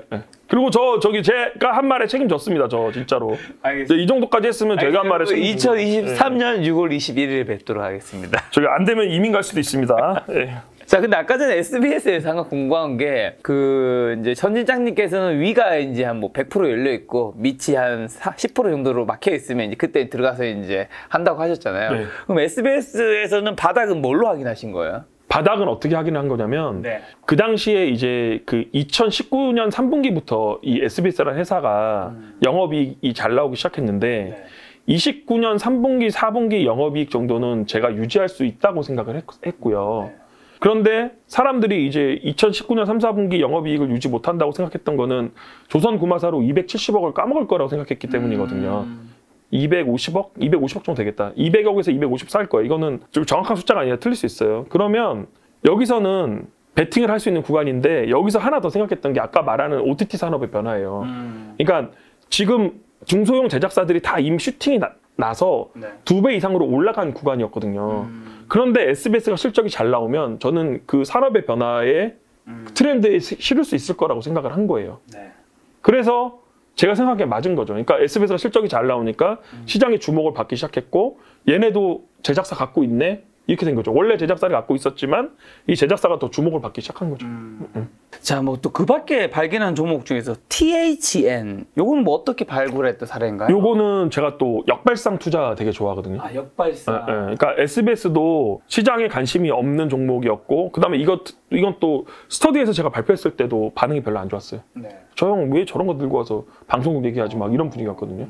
THN도 마찬가지인 게 이 THN은 저기 그 2018년 19년 요때 이제 투자 아이디어를 얻었는데 근데 지금은 현기차가 이미지가 많이 좋았지만 2018년 2019년에는 흉기차라 그래갖고 이미지 되게 안 좋았거든요. 저 차를 왜 사? 뭐 외제차 사지 막 이런 분위기고 일반 사람들도 되게 싫어했는데 저는 좀 생각이 달랐던 게 일단 가성비가 되게 좋은 차라고 생각을 했고 포지션이 되게 확고하다고 생각했거든요. 그리고 또 하나는 이 회사가 이제 차량이 안 팔린 게 지금 이제 요거는 이제 투자 아이디어를 어디서 얻었냐면 산업리포트 보고 얻었어요. 김준성 연구원님 산업리포트 보고 얻었는데 거기 보면은 이제 그 자동차가 5년마다 사이클이 있거든요. 5년마다 사이클이 있는데 현대차가 2008년에서 2013년 사이클에 거의 차가 많이 안 팔렸어요. 근데 그 이유가 뭐냐면 전 세계적으로 SUV가 늘어나는 추세였는데 현대차는 2008년에서 2013년에서 세단 위주로 간 거예요. 그래서 저는 현대차가 특별히 문제가 있다기보다는 가성비 좋은 차고 나름 포지션이 있다고 생각을 했고 그리고 현대차가 안 팔리는 이유는 SUV를 못 갔기 때문에 안 팔렸다고 생각을 했고요. 그리고 그 당시에 또 이제 경영 판단 이런 게 어려웠던 게 정몽고 회장님이 그때 아마 그 뭐 약간 뭐라 그러죠? 내사 비스무리하게 이렇게 병원에 입원해 있던 시기라서 그때 아마 경영 판단도 좀 안 된 시기였던 것 같고 이제 여러 가지 겹쳤는데 그러니까 이제 차가 안 팔리다 보니까 어떻게 되냐면 차는 이제 인센티브를 주잖아요. 그러니까 할인을 주잖아요. 그러면 어떻게 되냐면 기존 차가 안 팔리면요. 그럼 기존 차에 인센티브를 주죠. 그럼 이게 할인이 되죠. 그러면 다음 나오는 신차 가격도 가격을 제대로 못 받아요. 이게 왜냐하면 이걸 또 밀어내야 되니까. 그래서 차량 신차의 가격도 내려가고 인센티브도 할인되고 막 이런 결과가 나온 거예요. 그래서 차가 사이클 성격이랑 소비지 성격이 다 있는 거죠. 그 사이클은 이제 그 5년 주기 사이클 얘기하고 그래서 이제 요번 사이클 때는 그 전 사이클에서 이제 세단이 많이 나와서 지금 이제 차량이 많이 안 팔렸는데 이번 2018년, 2019년 요 사이클 때는 정의선 사장님이 이제 경영권을 잡으시고 SUV로 거의 뭐 몰빵을 하다시피 한 거예요. 그래서 차량이 신차가 다 SUV가 70%가 나온 거야. 그래서 SUV가 70% 나오면서 이게 호평을 되게 받으면서 그 다음에 인센티브가 줄어들고 신차 가격도 올라가는 사이클을 탄 거예요. 그때 팰리세이드가 그때 처음 나왔고 그 다음에 그 중소규모의 이런 SUV 나와갖고 SUV가 현대차에서 엄청 선방을 한 거예요. 그리고 THN 같은 거랑 이런 것들이 지금 미국에서 잘 팔리고 그래서 현대차가 지금 점유율이 되게 많이 올라갔는데 시장 점유율이 미국에서 이때가 거의 시발점이 된 거거든요. SUV가 나오면서 그러면 SUV가 나오니까 이제 기존의 회사 중에서 SUV의 수혜를 받는 회사를 찾자 이렇게 된 거예요. 그래서 제가 뒤지다 보니까 THN이라는 회사를 발견했는데 THN이라는 회사가 원래 그 차종 SUV 차종이 5종이 들어갔는데 이게 8종에서 10종으로 늘어나고 그러다 보니까 보세요. SUV에 들어가는 부품 단가도 올라간 거예요. 그러니까 와이어링 하네스라는 부품을 만드는 회사인데 그거는 이제 그 여기 전선 따발 이렇게 차량 있으면 요거 묶어주는 역할하는 뭐 이런 부품인데 그러면 이게 SUV로 가면서 차량 단가가 올라가니까 부품의 P도 올라갔고 그다음에 차량 5종에서 10종을 하니까 Q도 올라간 거예요. 그래서 P랑 Q가 동시에 올라가는 구간이고 시장에서 모르는 종목이었고 그때 이제 시총이 그때 한 200억대였는데 영업 PER로 한 2배 정도밖에 안 나오더라고요. 그래서 저도 이때 뭐 이런 거는 근데 이제 타겟 멀티플을 많이 못 주니까 타겟 멀티플을 한 4배 정도 두고 들어갔거든요. 그래서 그때도 이거를 갖다가 200억대 매수해서 400억대 매도를 했고 그 저는 이제 이런 식의 투자를 많이 했어요. 그러니까 제가 자산이 한 10억 이하일 때는 그냥 1000억짜리 이하를 주로 몰빵을 하고 기다렸거든요. 아, 그리고 여기서 또 한마디 더 하면 이게 사람들이 이제 자기 자신의 포지션이 되게 나쁘다고 보통 생각하는 경우가 많거든요. 그냥 가만히 생각해 보세요. 시장이 빠질 때는 직장 있는 게 엄청 좋은 거예요. 제가 물론 최근 2년 동안 돈을 많이 벌긴 했지만 2019년까지 그렇게 나쁘지 않았던 게 계속 학원에서 제가 일을 하면서 현금 흐름이 되니까 투자가 그렇게 조바심이 안 생기더라고요. 그렇죠. 되게 중요한 거예요. 네, 투자에 조바심이 안 생기고 그러니까 시총 1000억짜리 회사, 500억짜리 회사 그냥 한 1년 보면은 회사가 바뀔 수 있는 회사 사놓고 그냥 기다리면 100%씩 수익이 났었어요. 그러니까 현금 흐름이 있는 게 굉장히 좋은 거고요. 전업 투자자는 진짜 안 좋을 수 있는 게 제가 그 뭐 좀 경험을 얘기해 드리면 제가 이제 2020년 3월에 제 계좌가 마이너스 80%가 났었어요. 마이너스 80%? 네. 그런데 저 같은 경우는 제가 이제 학원을 오래 하면서 학원 강사의 이런 수명이 되게 짧다고 생각을 했고 50살이 되면은 학부모님들이랑 학생들이 안 찾아요. 왜냐하면 나이가 있다는 이유로. 물론 저는 30살로 보이긴 합니다. 그렇지만 그렇지만 절대 비웃은 분 아닙니다, 여러분. 아, 비웃는 것 같은데.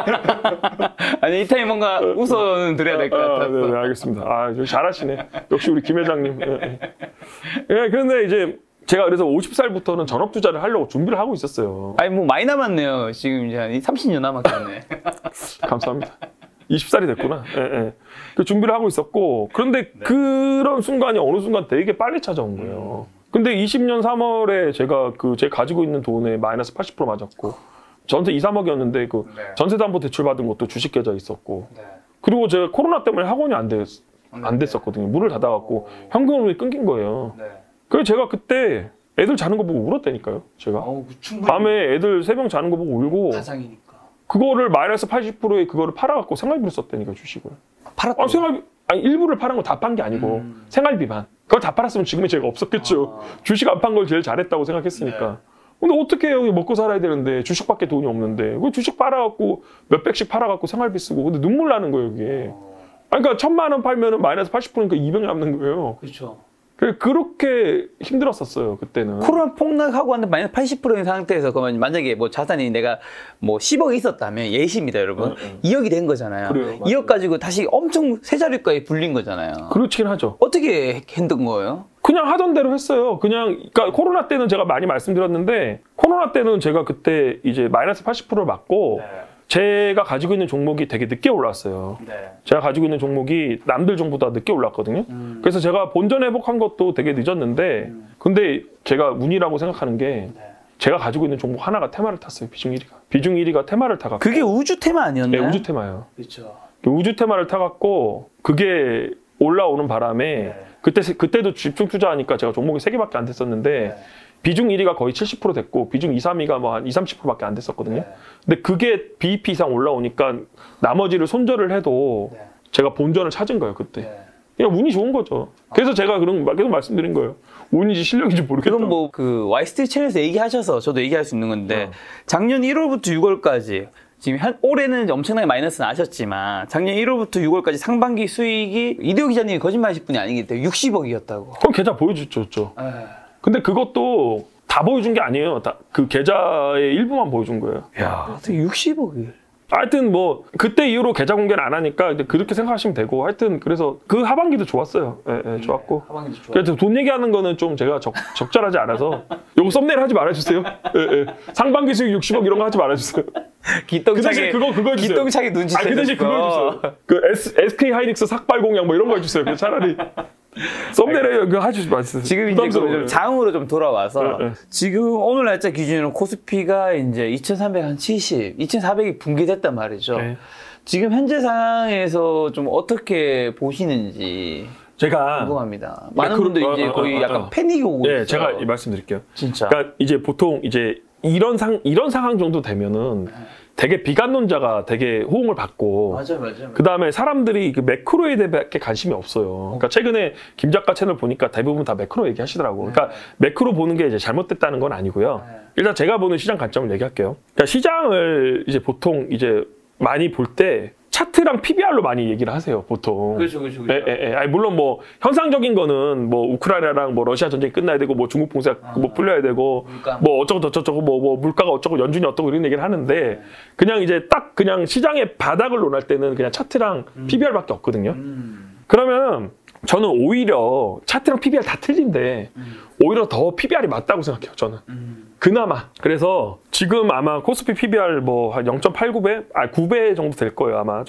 잘 안 보는데. 그래서 여기서부터는 손절을 해도 실익이 없다, 저는 그렇게 생각해요. 그러니까 물론 많이 물렸겠죠. 저도 많이 손실이 되게 커요. 네, 크지만 여기서 현금 확보하는 게 크게 의미가 없다고 생각해요. 현금 확보할 시기는 이미 놓쳤어. 지금 물린 주식은 절대 팔지 마라. 그러니까 그 대신에 계좌주문 팔아야 돼. 테마주 계좌주문. 그렇죠. 이거 팔고 그리고 신규 매수할 때는 그냥 아까도 얘기했지만 그냥 지금 좀 안 좋은 것들 사서 1년 정도 보고 할 생각으로 가는 게 좋을 것 같고 그리고 제가 이제 이거는 좀 이제 저만의 약간 내피셜인데 이제 전업은 뭐 오래 안 됐지만 이제 주식 투자 경력이 좀 되다 보니까 나름대로 이제 내피셜로 시장 바닥을 짐작하는 그런 게 있어요.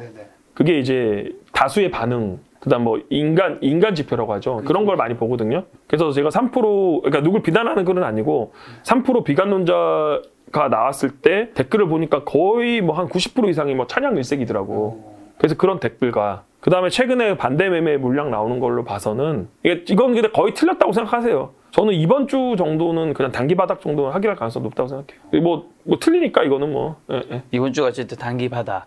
만약에 신용도 많이 나오고 해서. 네. 지금 이 상황에서 이제 어쨌든 물리신 분들은 뭔가 지금 말씀하신 걸 좀 플러스하면 물타기를 해야 될 텐데 물타기 해야 되는 주식이라든가 업종은 좀 어디 쪽일까요?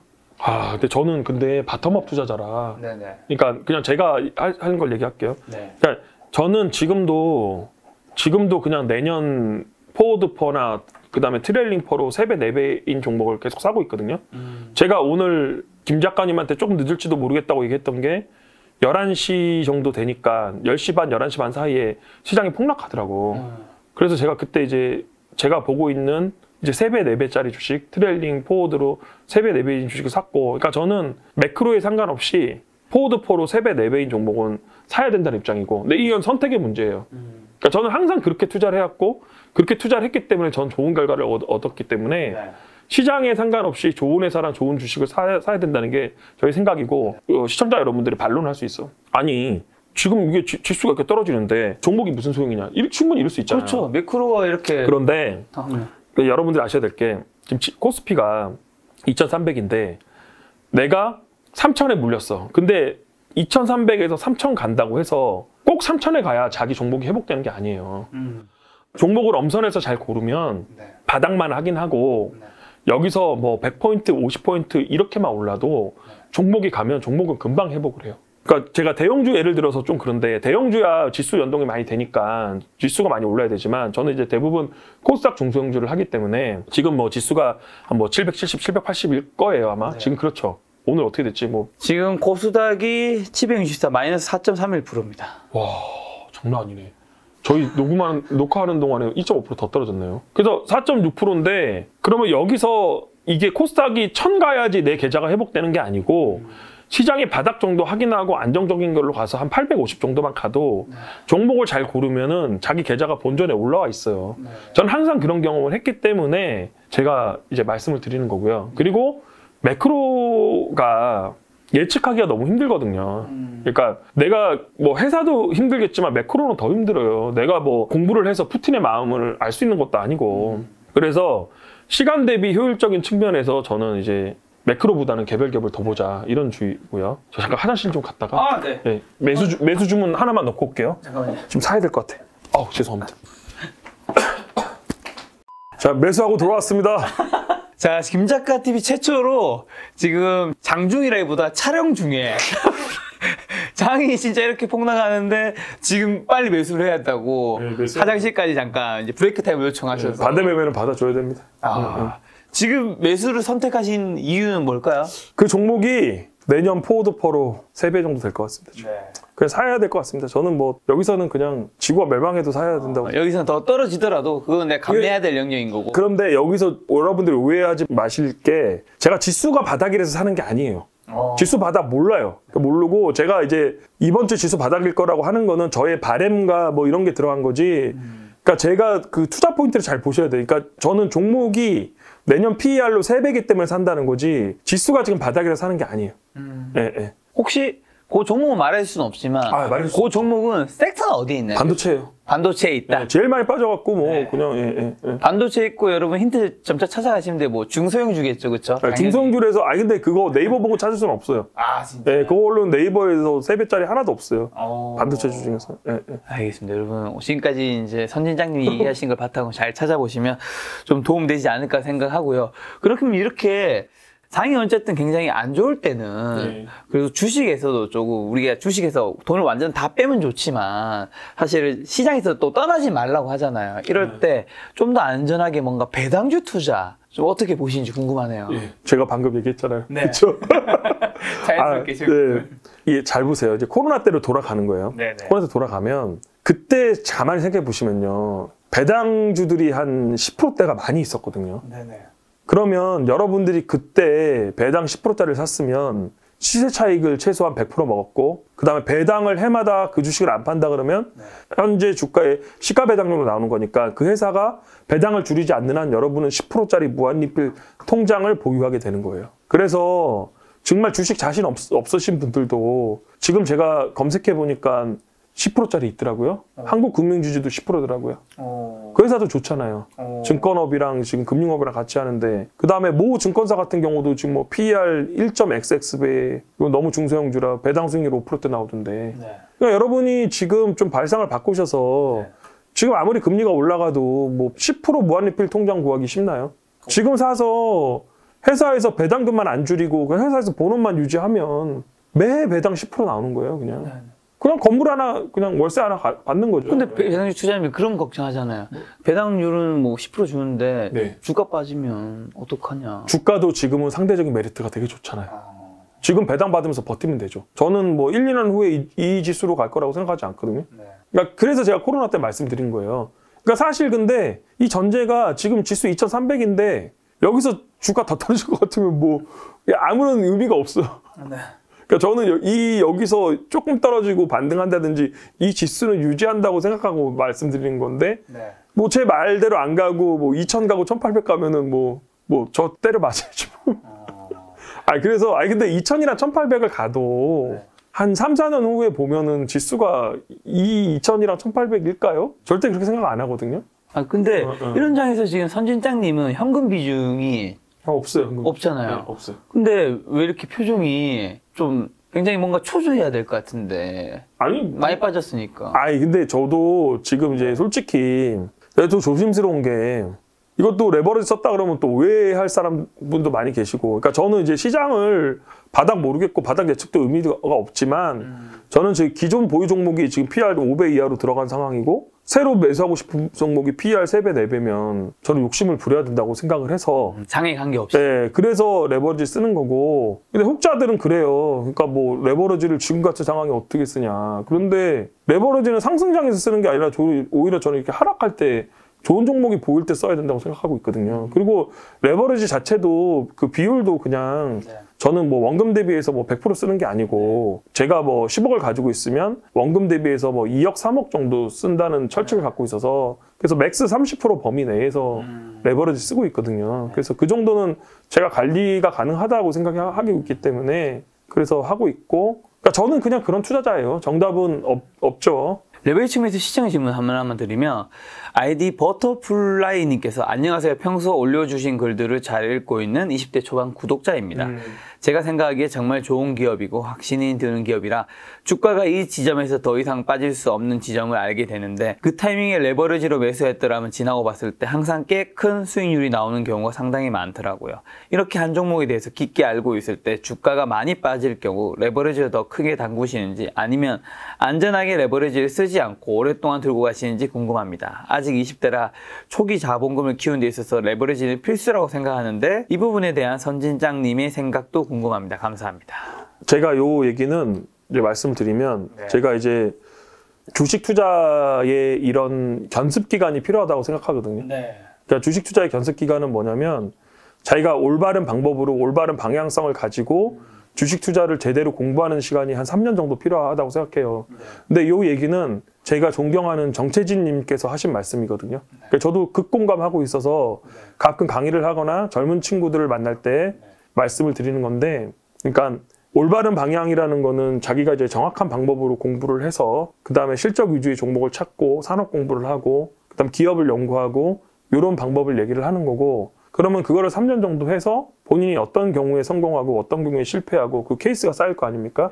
그러면 그게 본인의 되게 주식 투자의 걸음이 되거든요. 그래서 그 3년 동안 돌아보면 본인이 주식 투자를 해도 되는 사람인지 안 되는 사람인지 그게 판단이 쓸 거예요. 판단이 쓸 거고, 그럴 경우에는 저는 양질의 레버리지는 써도 된다고 생각해요. 주식에 관련된 대출 말고 신용담보대출이라든지 그 자기 직장이 있으니까, 아니면 주택담보대출이라든지 뭐 이제 그런 식으로 해도 괜찮다고 생각하고 있고요. 예, 그리고 주식담보대출이나 신용까지 쓰라고 말씀드리기는 제가 좀 그런데, 근데 이제 사실 이제 주식을 업으로 하는 사람들은 어느 정도는 그냥 쓰고 있거든요. 그냥 저보다 훨씬 많이 쓰시는 분들 되게 많아요.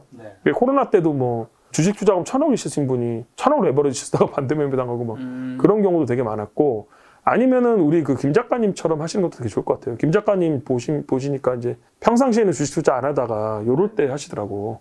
근데 요게 이제 그 윤지호 센터장님이 말씀하시는 거거든요. 그러니까 코스피가 PBR 지금 1배 무너졌을 때 사서 코스피가 PBR 1배 이상으로 올라오면 팔고, 근데 김 작가님도 평상시에는 좀 현금 가지고 있다가 지금 장이 안 좋으니까 이제 대형주, 우량주 자기가 이해가는 종목 위주로 사시잖아요. 그래서 그런 방법 맞는 것 같고, 근데 그런 방법에다가 제가 엣지를 조금 더 준 게 아까 SK 하이닉스 PBR 0.9배 말씀드린 거예요. 거기에 그런 식으로 해도 괜찮은데 하이닉스 PBR 0.9배 올 때 좀 의미 있게 투자하시는 것도 저는 되게 괜찮아 보이고요. 거기다가 이제 내년에 이런 삼성전자의 비트그로스가 굉장히 한계를 가지고 있기 때문에 생각보다 저는 빠르게 주가가 올라올 수 있다고 생각하고 있어요. 그래도 1년은 보셔야 될 것 같아요. 네, 다음 시청의 질문 하나 더. 2032년은 100억 부자. 네, 아이디님인데. 아, 좋네. 꼭 그러게 되기 진짜. 지금부터 한 딱 10년 정도 남은 거죠. 직장인 투자자로서 하루에 3-4시간 정도 공부를 한다고 보면 자신 있는 몇몇 섹터에 집중을 하는 게 좋을지, 그래도 전체적으로 보는 게 좋을지 궁금합니다. 그리고 산업 리포트, 개별 리포트, 시장 리포트의 우선순위를 따로 두는 게 좋을까요? 우리나라에서 필수로 공부해야 될 산업은 반도체랑 2차전지. 예, 예. 근데 이거는 산업 리포트가 워낙 잘 돼 있고, 그 다음에 저기 뭐 그 H모님이라고 이거 블로그 홍보라서 뭐 좀 그런데 그분이 그 반도체 강의 2차전지 강의 하시는데 그분 강의가 되게 좋아요. 그냥 얘기하셔도 됩니다. 아, 그러면은 뭐 호도리님이라고 블로거 있는데 그분 강의도 좋고, 그 다음에 애널리스트들이 3프로 같은 데서 sek터 강의 하시거든요. 근데 그것도 되게 좋고, 그래서 그런 지금 생각보다 그런 강의들이 되게 잘 돼 있거든요. 그래서 2차전지나 반도체에 대한 개념은 잡으시는 게 좋고, 그리고 제가 이제 말씀드리는 거는 주식 투자는 제가 돈 버는 거 어렵다고 말씀드렸잖아요. 그리고 직장 다니면서 애 키우면서 돈 벌기 진짜 힘들고 공부하기 진짜 힘들어요. 그래서 본인이 이런 힘든 상황에서도 돈을 벌려면 자기 시간을, 잠자는 시간 줄이고 이렇게 시간을 갈아 넣는 수밖에 없는데, 시간을 자기가 갈아 넣고 투자를 하더라도 저는 좀 더 집중 있게 하자는 거거든요. 그러니까 본인이 유튜브랑 리포트 몇 개 보고 공부했다 이렇게 하지 말고 섹터 공부 제대로 한번 해서 한 바퀴 돌아가고 그 다음에 거기서 또 공시를 보면서 자기가 이제 그런 기간들이 한 3년 쌓여야 된다는 걸 말씀드리고 싶고, 그 다음 재무제표 강의 같은 것도 요즘은 되게 잘 돼 있고, 박 회계사의 재무제표 책도 되게 잘 돼 있거든요. 박동훈 회계사님 거. 그런 거 보면 되고, 그래서 기본기 잡고 자기가 이제 본격적으로 투자하기 위한 워밍업 시간을 한 3년 정도는 가져야 되지 않나. 근데 여기서 중요한 거는 3년 정도 딱 돼서 자기가 주식에 적합한 인간인지 부적합한 사람인지 알 수 있어요. 근데 거기서 만약에 자기가 주식이 안 맞다고 생각하면 그건 고집 부리지 말고 그냥 다른 거 하셔야 돼.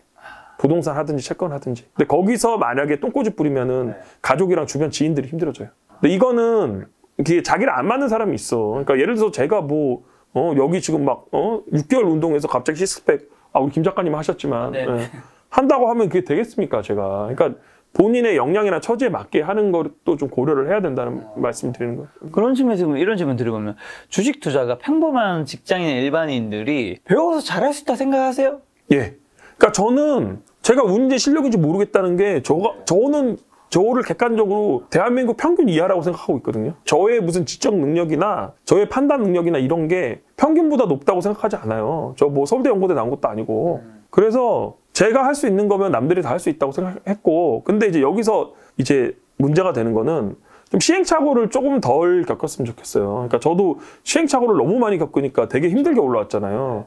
그래서 조금 이제 리스크가 되게 큰 자산들은, 그러니까 요것도 이대호 기자가 한 말인데, 회복할 수 있는 자산이 있고 회복 불가능한 자산이 있는데, 자꾸 회복 불가능한 자산으로 가면은 시간의 리스크랑 물질의 리스크가 너무 커진다고요. 예, 그래서 그게 제가 보기에는 뭐 테마주 같은 거나 뭐 코인, 죄송한데 코인도 약간 그런 계통인 것 같고, 제가 생각하긴 그래요. 그래서 그냥 저는 생각이, 제가 이제 조금 저보다 나이 어리신 분들 만나면 저는 이제 방향성 얘기를 되게 많이 하고, 그러니까 누구나 무슨 물론 한 5년 10년 투자해서 막 세 자릿수에서 슈퍼게임이 되고 막 이러면 좋겠죠. 근데 누구나 그렇게 될 수가 없는 거잖아요. 그래서 제가 자꾸 얘기하는 게, 방향성을 갖고 한 10년 정도 보고 한 3, 40억 목표로 하면 누구나 될 수 있다고 말씀드리는 거고, 그게 이제 저희가 되게 존경하는 저희 선배님 중에서 포주랑님이라고 있으신데, 그분이 이제 이제 하시는 말씀 중에서 뭐 한 1억 정도 모은 사람들은 그냥 잃지 않고 계속 꾸준히 투자해서 20, 30% 벌면, 그러니까 한 1, 2년, 2, 3년, 20, 30%씩 계속 하다 보면 그 복리 효과가 누적이 되고 한 3년에 4년에 한 번씩 50%씩 간혹 나는 해가 있어요. 그러면은 생각보다 금방 10억이 돼요. 그래서 절대 일하는 거 가볍게 여기지 말고 현금 흐름이나 투자 공부 같이 병행하셔서 하시면 누구나 3, 40억 정도는 벌 수 있다고 생각해요. 네. 주식에 대해서 아무래도 주변 스터디든 아니면 좀 주변 지인들이든 사람들한테 가르쳐 주실 일이 가끔씩 있을 것 같은데. 저가 말하는 거 좋아해서 그냥 좀 많이 하고, 얼마 전에는 저희 목사님 딸 부부한테 좀 상담도 했고 그랬었어요. 근데 주식에 대해 가르쳐 보면 좀 바뀌지 않는 사람들도 있을 것 같아요. 왜 그럴까요? 굉장히 좋은 메시지를 많이 요거는 조금 그럴 수 있는데, 제가 솔직히 말씀드리면 해서 되겠다 안 되겠다 감이 와요. 말만 들어도. 이게 아까 전에 근데 배우면 열심히 하면 잘할 수 있다고 얘기는 했는데, 근데 안 되는 사람들이 있어. 안 되는 사람들이 있다. 자, 어떤 사람이 거기에 해당되나요? 어차피 이건 뭐 그냥 불특정 다수한테 얘기하는 얘기니까. 근데 이건 좀 그렇긴 한데, 이게 본인이랑 주식이랑 안 맞는 사람들이 있고, 그 다음에 주식으로 돈 벌 수 있는 메커니즘에 대해서 되게 잘못 생각하고 있는 분들도 되게 많아요. 생각보다.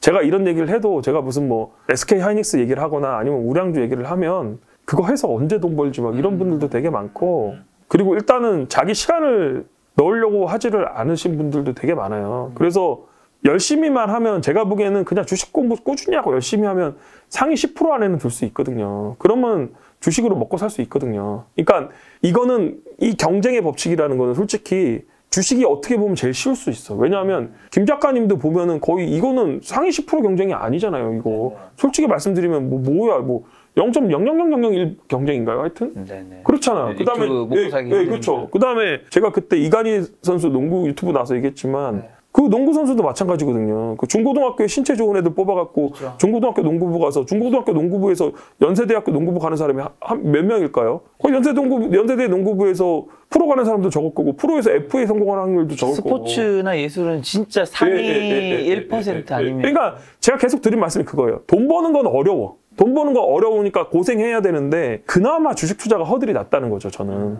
10% 안에 들면 되니까. 근데 열심히만 하면 저는 10% 안에 들 수 있다고 생각해요. 허들이 낮은데 진입장벽도 낮아서 다들 너무 가볍게 들어왔다가 그렇죠. 그렇죠. 힘들어지는 게 아닌가라는 생각이 좀 드네요. 자, 그리고 아이디 71757594님께서 1번 종목을 어떻게 선정하고 분석을 어떻게 진행하는지 알려주실 수 있는지, 아까 말씀하신 내용 한번 요약해 주시면 좋을 것 같고요. 두 번째 질문은 레포트를 많이 읽으시는 것 같은데 하루에 주식과 관련된 공부를 어떻게 하는지 궁금합니다. 그 다음에 여기서 비슷한 질문 같아서요. 아이디 K216님께서 선진장님의 요즘 하루 루틴, 요일별, 뭐 평일, 주말 알고 싶어요. 네, 같이 얘기하겠습니다. 네. 일단 종목 선정은 제가 딱 두 가지 다시 말씀드릴게요. 스터디 나가는 거 한번 생각해 보시고요. 네. 근데 스터디는 제가 얘기했지만 이게 스터디가 허들이 좀 있어요.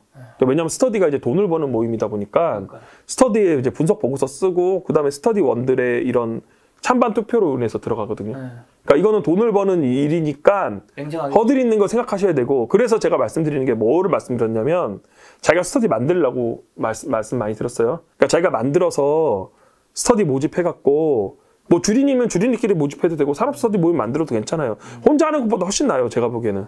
그래서 만들어서 산업 스터디도 하고 같이 공부하다가 여기서 좀 단계를 쌓아서 6개월, 1년 정도 가서 제 리포트 쓸 수 있겠다 싶으면 다른 스터디 때 가시면 돼요. 이런 식으로. 그래서 전업 투자자들은 뭐 스터디 5개, 6개 하시는 분들 되게 많고, 제가 아는 분은 직장 다니시는데도 그냥 10개씩 하는 분들도 있어요. 그래서 그렇게 하시면 되고, 그래서 스터디에 말씀드렸고, 그다음 또 하나는 제가 말씀드렸죠. 그 사업 보고서. 그러니까 특히 분기 보고서 나올 때, 분기 보고서 나올 때 실적이 많이 오른 회사들 이익의 질을 분석해서 투자하는 게 오히려 쓸 수 있다. 왜냐하면 거기에 나오는 거는 어떻게 보면 교과서적인 거라. 그렇고 리포트 얘기는 제가 말씀드렸지만 리포트는 교과서가 아니라 참고서 같은 거라. 사업 보고서를 많이 보셔야 되고. 사업 보고서, 교과서, 리포트는 참고서. 그리고 리포트는 가끔 만나보시면 이제 이런 얘기 하는데, 아, 그거 어떻게 다 보세요? 대단하세요? 이렇게 얘기하는데, 그 리포트 전업 투자자들 다 봐요, 그냥. 하루에 다 봐. 그러니까 그거는 그냥 기본 중에 기본이에요, 그냥. 그렇죠. 네, 기본 중에 기본이고, 제 하루 루틴은 제가 김 작가님 애가 셋이에요. 제가 선진짱가, 우리 첫째가 선진이래, 선진짱이고, 그럼 우리 선진이가 1시 40분에 끝나거든요. 그럼 제가 보통 9시에 데려다주고 1시 40분에 끝나면은 9시부터 1시 40분까지는 보통 걷기 해요. 제가 하루에 10,000보씩은 걸어요. 배가 나와서 그렇지. 그러니까 먹는 걸 좋아해서 배가 나오는데 하여튼 10,000보씩은 좀 걸어. 운동 열심히 하고 있다. 근데 이제 살은 안 빠져. 왜냐면 10,000보다 훨씬 많이 먹으니까. 근데 보시면은 제가 작년에 평균 걸은 거리가 9,200~300보 정도 돼요. 걸으면서 계속 이제 이거 꽂고 뭐 생각하고, 뭐 몰빵 치지 마 이러면서 걸어요. 계속 걷고. 1시 40분에 이제 선진이 데리고 오면, 그러니까 저도 일가가 똑같다는 걸 얘기하는 거예요. 그럼 데리고 오면은 걔랑 한 4시 정도까지 놀이터에서 놀아요. 그 놀이터에서 놀면은 작년까지는 1학년이다 보니까는 그 놀이터에 엄마들이 다 있어갖고 놀이터에서 엄마들이랑 커피 마시면서 막 이렇게 했는데, 지금 저밖에 없더라고. 그래서 4시 반쯤 와. 그러면 여름이니까 어떻게 애 씻겨야 되잖아. 애 씻기고 그럼 애랑 학습지 해요. 그 애랑 학습지 하나 하고 1시간 하고, 그리고 또 저녁 챙겨줘요. 그러니까 그런 식의 저도 하루 일과가. 그러고 나서 애 재우고 9시, 10시부터 보는 거예요, 그냥. 그러니까 보고 9시, 10시부터 보면 뭐 2~3시까지 보죠. 보통 1시 정도 자니까. 늦게 자면 2시에 잘 때도 있고. 그러니까 밤에 보는 거예요, 애들 자고. 계속 보는 거예요, 그냥. 계속 열심히 보신다. 그냥 계속 읽어요, 그냥 자료를. 사업 보고서, 분기 보고서 되게 중요하다고 해주셨는데, 그럼 실적 시즌에 우리가 또 정확하게 확인해야 될 것들은 또 뭐가 있을까요? 실적 시즌에 확인해야 될 거? 실적 시즌에 확인해야 될 거는 뭐 자기가 투자한 회사들 뭐 실적이 언제 나오는지 뭐 이런 것도 확인할 수 있고, 그 다음에 결국은 이제 그거죠. 그러니까 그 사업 보고서를 보고 이 회사의 변화를 캐치하는 게 제일 중요하죠. 그러니까 뭐 아까도 똑같은 얘기지만 A라는 회사가 실적이 잘 나왔는데 일회성 비용이나 아니면은 비용 통제에서 나온 거면 별 소용이 없잖아요. 그러니까 회사의 구조적 변화를 파악하는데 회사의 구조적 변화를 파악하는 게 이익의 질을 파악해야 된다는 거지. 그러니까 김 작가님이 갑자기 로또로 돈을 벌었어. 그러면은 김 작가님 평판에 그다지 크게 뭐, 물론 좋긴 하지만은, 근데 김 작가님이 유튜브랑 부동산으로 수익 창출하는 거랑 로또로 버는 거랑은 차이가 크죠. 예를 들어 뭐 김 작가가 로또로 50억을 번 거랑 유튜브랑 이런 거에서 50억을 벌었다 하면 완전히 느낌이 다른 거죠. 지속성도 되게 차이가 크고. 그럼 만약에 봤는데 좋은 실적이 안 나왔어요, 회사가. 그럼 어떻게 해야 돼요? 매도해야죠. 바로 매도해야 되네? 그러니까 투자 아이디어가 어긋나면은 주가에 상관없이 매도해야죠. 그러니까 내가 이 회사가 뭐, 그러니까 신장비가 나와서 잘 될 거라고 생각했는데 그게 안 됐으면은 그냥 매도해야 되는 거고, 뭐 SBS 같은 경우는 유튜브 수익이 막 떨어지기 시작했어. 그럼 매도해야죠, 그거는. 그럼 이제 아까 매수는 하방 뭐 10% 뭐 이런 거든 뭐 여러 가지를 통해서 확인하고 이제 사는데, 그럼 뭐 언제 파세요? 아까 SBS에서 심택이었나요? 네. 심택을 살 때는 심택이 더 좋아 보여서 이제 팔고 갔던 건데, 그게 더 좋은 게 안 보일 때는 그냥 어느 정도 내가 충분히 만족하는 결과가 아니면 충분히 올랐을 땐 팔 거잖아요. 그 기준은 뭐예요? 저는 어느 정도 다 밸류에이션이랑 제가 생각하는 분기 실적 추정치가 다 있어요. 그러니까 틀릴 수도 있는데, 그러니까 제가 전업되기 전에는 그냥 거의 좀 방향성으로 많이 보고 왔는데, 요즘은 분기 실적까지도 좀 알려고 되게 많이 노력하고 있어요. 물론 틀리겠지만. 그러면 제가 뭐 예를 들어서 제가 뭐 이번 분기에 영업이익 100억 나올 거라고 생각을 하면, 여기보다 뭐 얼마만큼 안 나왔다 그러면 매도, 이런 시나리오까지 갖고 있고, 그리고 밸류에이션이라는 거는 이제 이런 거잖아요. 그러니까 예를 들어서 제가 뭐 내년 포워드포로 뭐 3배, 4배 본다고 하면 1000억짜리 회사를 갖고 있으면 그 회사가 순이익이 한 300억 나와야 된다는 거잖아요. 그래서 제가 그런 회사들을 지금 실적 예상치를 갖고 있고, 저는 그거를 맞을 거라고 생각하시니까 투자하고 있잖아요. 근데 갑자기 이제 제가 업사이드를 그러면은 예를 들어서 한 뭐 200% 보는 회사가 있는데, 이 회사가 뭐 한 200% 올랐는데 다른 회사가 100% 보이면은 갈아타는 거죠, 리서치 하면서.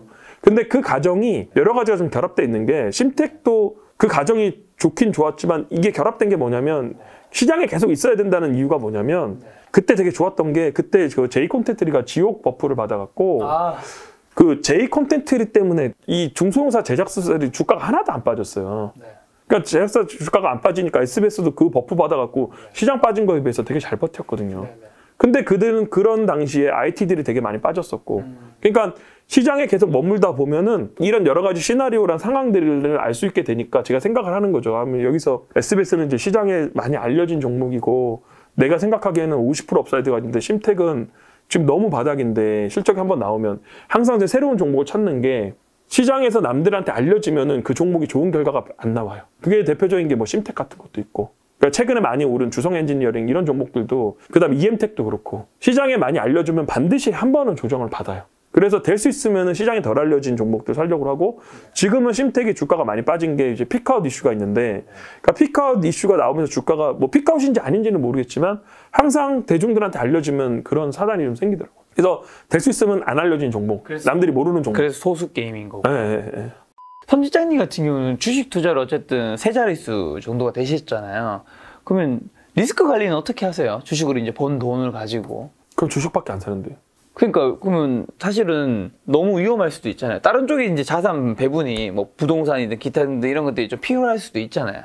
그러니까 저는 이제 주식으로 좀 벌고 집 한 채 샀고 땅이 있어서 제가 그걸로는 이제 분산 끝났다고 생각하고요. 저는 앞으로도 주식 투자만 할 거라. 그러니까 저는 이제 항상 주식 100%고요. 현금도 없어요. 생활비도 없어요, 저는. 그래서 주식담보 대출 받아갖고 생활비 써요. 그래서 주식담보대출이 너무 잘 돼 있어서 제가 그 이벤트 신청을 해갖고 3년에 3.99%. 이거는 이벤트 신청한 거예요. 네, 지금도 1년에 3.99% 하는 것 같은데 그냥 마이너스 통장식으로 써요, 그냥 주식담보로. 그래서 생활비 내고 차 살 때도 그걸로 하고. 차도 뭐 제가 이번에 바뀌었는데 돈 아까워 죽겠어요. 제가 모닝 타다가 원래 모닝 타시다가? 네, 원래 모닝 타다가 모닝이랑 QM3 타다가 차를 작년에 하도 어머니가 너 나이도 있는데 무슨 모닝이냐, 애들 저기 애들도 있는데 사회적 지위도 없지만 백수주의에 사회적 지위가 뭐가 있겠어요, 제가. 근데 자꾸 차를 바꿔야 되고 가족의 건강을 생각해야 되고 하도 뭐라고 하셔갖고 내가 QM3 타고 다녀도 되는데, 그래서 차를 주문했는데 차가 지금 요새 나온 거예요. 돈 아까워 죽겠어요. 차 살 때는 주식 사야 되는데. 좋은 차 사셨나 봐요, 그래. 좋은 차 아니에요. 좋은 차 아니에요. 어쨌든 과거차보다는 좋다. 과거차보다 좋아요. 근데 주식을 어쨌든 돈을 버셨잖아요. 그러면 우리가 돈을 벌면 이게 결국에는 소득과 소비인 거잖아요. 맞아요. 아니, 소비를 어느 정도 안 할 거면 사실 그렇게 벌 이유가 없는 거잖아요. 그렇지 않나요? 그건 그래요. 왜 이렇게 소비를, 저번에 제 방송 보니까 주식을 어쨌든 자산이 꽤 되시는데 호텔 룸서비스도 맞아요. 한 1년인가 2년 전에 처음 해보시고, 그 다음에 이제 요 라코스테 티셔츠도 이제 작년에 백화점에서 처음으로 100만 넘는 쇼핑을 해보셨다고. 그러니까 100만 넘는 쇼핑이 작다는 게 아니라 근데 자산이 세 자리 정도 되면 사실 그 자산에 비해서는 굉장히 작은 거니까 그렇게 아껴서 나중에 갈 때 가져갈 수 있는 건 아니잖아요. 아니 요즘은요 차도 사고 애들이랑 놀러도 다니고 그래서 이제 쓸 만큼 쓰고 있고 근데 제가 원래 좀 약간 소비하는 거에서 막 그렇게 만족을 못 느껴요. 그러니까 저는 그냥 단지 그냥 그렇게만 하면 좋아요. 그냥 애들 만나서 그냥 밥 내가 사주고 차도 뭐 이번에 바꿨으니까 새 차 타고 다니고 뭐 애들이 여행 다니고 그리고 뭐 일단 그 돈이 많으면 좋은 게 딴 건 모르겠는데 그냥 집에서 가정 분란은 좀 없어요. 그러니까 모든 가정 분란이 근원이 뭐 학원 다녀라, 뭐 공부하라 이거에서 다 생기고. 근원이 돈에 있죠. 네, 그 다음에 또 제가 또 뭐 주식이 이렇게 망가져도 마음이 편한 게 저는 그래도 그냥 싫은 사람 안 만날 수 있는 자유를 얻었거든요. 제가 만나기 싫은 사람은 안 만나요. 네, 그래서 뭐 그런 것들에 만족을 얻고 있고 그 다음에 또 뭐 제가 이제 솔직히 이제 2019년, 2018년 이때는 주식을 막 1년 연간 수익률 이런 목표도 세우고 했어요. 근데 그렇게 하니까 오히려 더 피폐해지고 그래서 제가 작년에 수익이 잘 났던 게 제가 작년에 목표를 뭘로 세웠냐면 작년에 무슨 이제 목표를 기부금이랑 교회 현금 얼마 그 다음에 우리 스터디에 주식 투자금 좀 어린 친구들 2명인데 이 주식 투자금을 2자릿수로 늘려주자 뭐 이런 식으로 계획을 세웠거든요. 근데 그런 식으로 그런 식으로 계획을 세우니까 저 가입할게요. 김 작가님 가입해도 돼. 시켜줄게. 대우는 안 돼. 대우는 이제 코스닥 상장사는 안 되고 여기 이제 삼성전자 회장이라서 돼. 여기는. 네. 아무튼 그래서 그거를 하니까 제가 작년에 수익률이 너무 잘 나오고 그 다음에 제 마음이 너무 좋더라고. 근데 이 얘기도 포주랑님이 하셨어. 포주랑님 자주 나오시는데 포주랑님 뭐라 그랬냐면 너가 그 스터디에서 모든 스터디원을 먹여 살릴 정도가 되면 너가 가장 큰 부자가 되어 있다.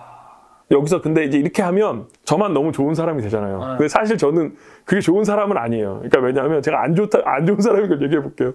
저는 평상시에 욕도 잘하고 야한 얘기도 잘하고 하여튼 그런 사람이고 그리고 저기 뭐지? 제가 이렇게 막 화나고 그러면 주담이랑도 엄청 싸워요. 저 작년에 그 회사 가서 주담이랑 거의 막 엄청 그냥 열 올리고 싸웠어요. 주담이 이런 약간 불합리한 일을 하면 못 참아요. 그래서 막 그렇게 막 마냥 좋은 사람은 아니에요. 근데 보통 자기가 투자한 회사 주담 찾아가서 주담이랑 안 싸우거든요. 어떻게 보면 주식 투자 좀 잘하시는 분들이 좀 냉철하시던데 여기는 좀 선실장님은 감정 같은 것들이 굉장히 발달하셨는 것 같네요. 그러니까 좀 스트레스 안 받는 게 그냥 하고 싶은 대로 많이 하는 것 같아요. 그러니까 제가 물론 뭐 예의 없게 하고 버릇 없게 한다는 건 아니고 그냥 하고 싶은 대로 좀 사니까 좀 스트레스 덜 받는 것 같고 될 수 있으면 말도 그냥 자꾸 이게 말을 돌려서 하려고 그러면은 말 실수하게 되고 그냥 본인이 스트레스 받잖아요.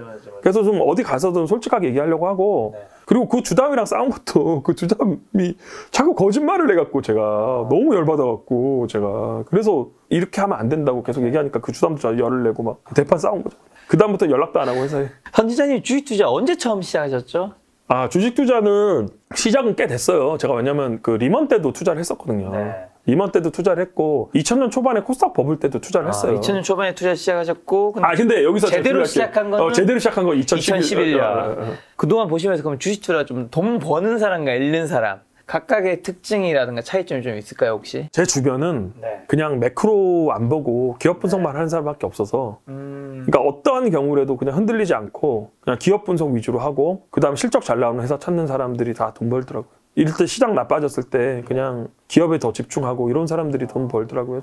저 케이스는 그래요. 그러니까 왜냐하면 근데 이게 정답이 될 수는 없는 게 어차피 끼리끼리 모일 것 같아요. 제가 만약 차티스트면은 차티스트만 모일 거고 그렇잖아요. 그래서 뭐 정답일 수는 없는데 제 주변은 다 그렇고 근데 제가 이제 차티스트랑도 이제 교류를 하는데 차티스트들은 막 그렇게 큰 부자는 없어요. 그렇죠. 그냥 그 대신에 장점은 있죠. 이렇게 시장이 되게 위태롭거나 이럴 때 MDD는 좀 적고 다 손절하고 나가고 안정되면 들어오고 이런 게 있으니까. 근데 제가 아시는 분들은 뭐 다 그렇게 투자 안 하고 기업 위주로 보고 그다음 주식 많이 가져가려고 하고 다 그런 분들이에요. 그렇죠. 우리나라에서도 뭐 트레이딩으로 돈 많이 버신 분들 김작가TV에서 출연하신 적이 있지만 어쨌든 양쪽을 굳이 구분한다면 어쨌든 가치 투자하는 게 이쪽이 훨씬 더 여기서 또 오해가 생기는데 더 많은 가치 투자가 좋다는 얘기를 하는 게 아니에요. 이거 또 오해 생겨 또.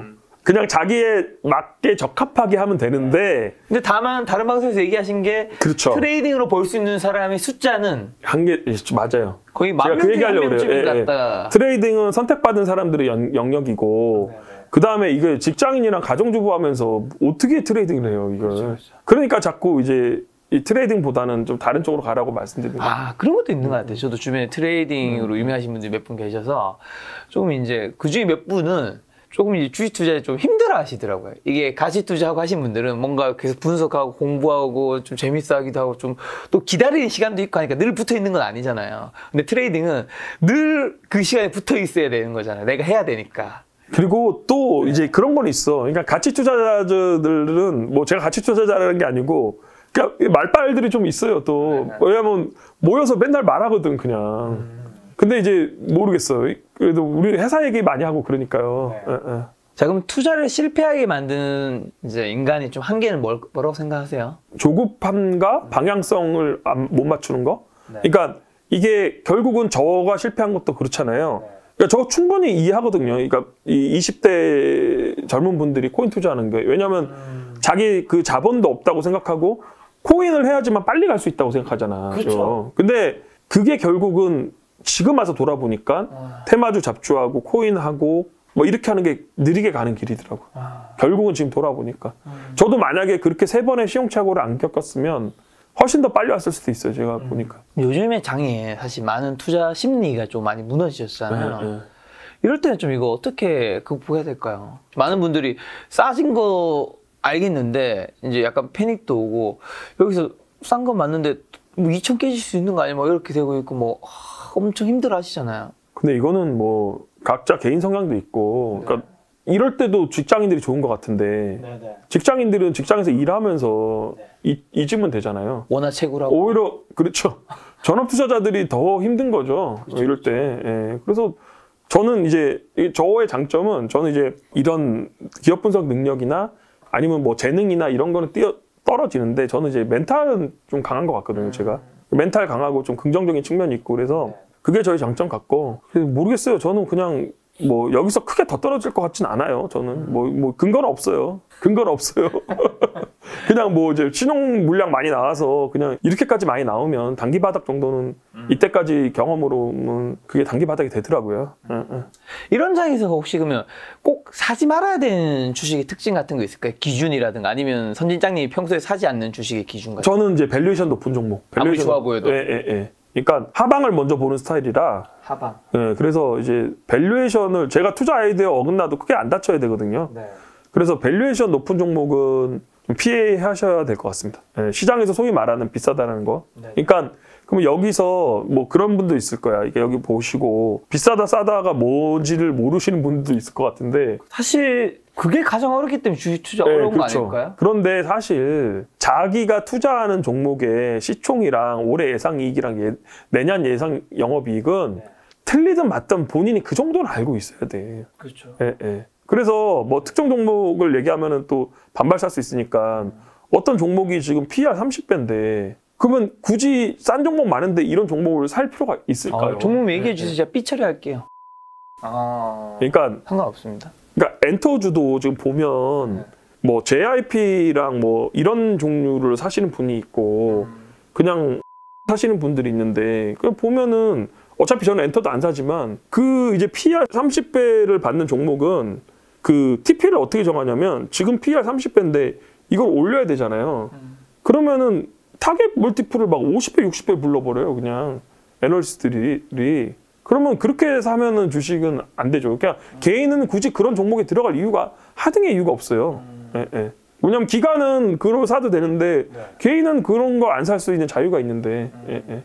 그럼 선지장님께서는 이제 기업 분석과 이런 것들 실적 분석 위주로 하시니까 뭐 뉴스 같은 거 안 보시나요? 뉴스도 이제 보긴 하는데 뉴스 매매를 안 하는 거죠. 그러니까 뉴스 실시간으로 뉴스 보고 일정 매매도 하고 그러잖아요. 그러니까 어떤 행사가 있거나 뭐 로봇 행사가 맞아. 있으면 그에 맞춰서 뭐 하는 거. 근데 그런 거는 거의 안 하고요.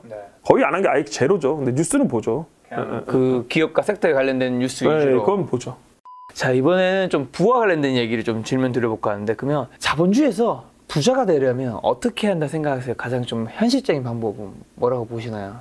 어떻게 보면 주식 투자로 부를 좀 만드신 분이긴 한데. 저는 현금 흐름과 주식 투자밖에 부자가 될 수 있는 방법이 없다고 생각을 해요. 저는 개인적으로요. 그러니까 부동산 투자는 시기랑 자본금이 좀 많이 들고 그러니까 부동산 투자도 좋은데 저는 부동산 투자 못하니까 그런데 사실 부동산 투자는 이 투자할 수 있는 시기가 좀 있는 것 같은 생각이 들고 그렇죠. 주식은 상대적으로 좀 진입장벽이 아까 낮다고 말씀하셨잖아요. 네.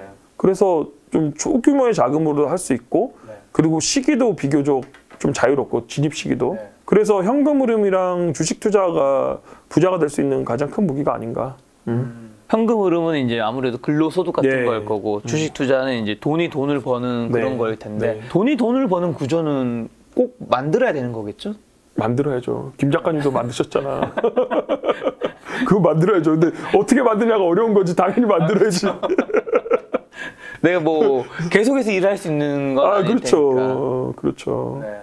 그래서 뭐 같은 얘기 반복인데 방향성이 중요하고 한 10년 계획을 세우면 근데 의외로 지금 보면 지금 사실 이제 직장 다니면은 이제 자기가 땡길 수 있는 이 투자금이 생각보다 옛날보다는 많아졌거든요. 그렇죠. 임금 상승도 좀 어느 정도 됐고 그다음에 뭐 이제 자기가 웬만한 직장 들어가면은 제가 신용대출 정도 받으면은 한 1억 정도 시드는 될 수 있지 않을까 싶거든요. 저 생각에는. 뭐 본인이 한 3, 4년 일하면 직장이 물론 좋아야겠지만 그래도 상대적으로 양질의 직장이면은 그 정도 가능하지 않을까요? 저거 보니까 뭐 최근에 뭐 회사 다니는 친구들 보니까 한 3, 4년에 1억 정도는 대출 받으면 자기가 모은 돈이나 대출이면 가능할 것 같은데 그러면 사실 제가 투자한 금액 처음 초기 투자 금액 비해서는 굉장히 크더라고요. 제가 실상을 잘 모르는 거면 죄송해요.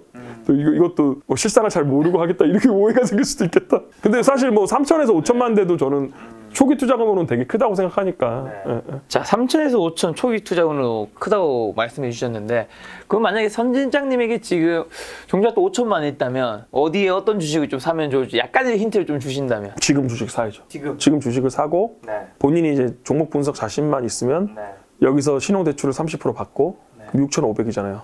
몰빵을 하는 거죠. 몰빵을 해서 좀 어느 쪽에?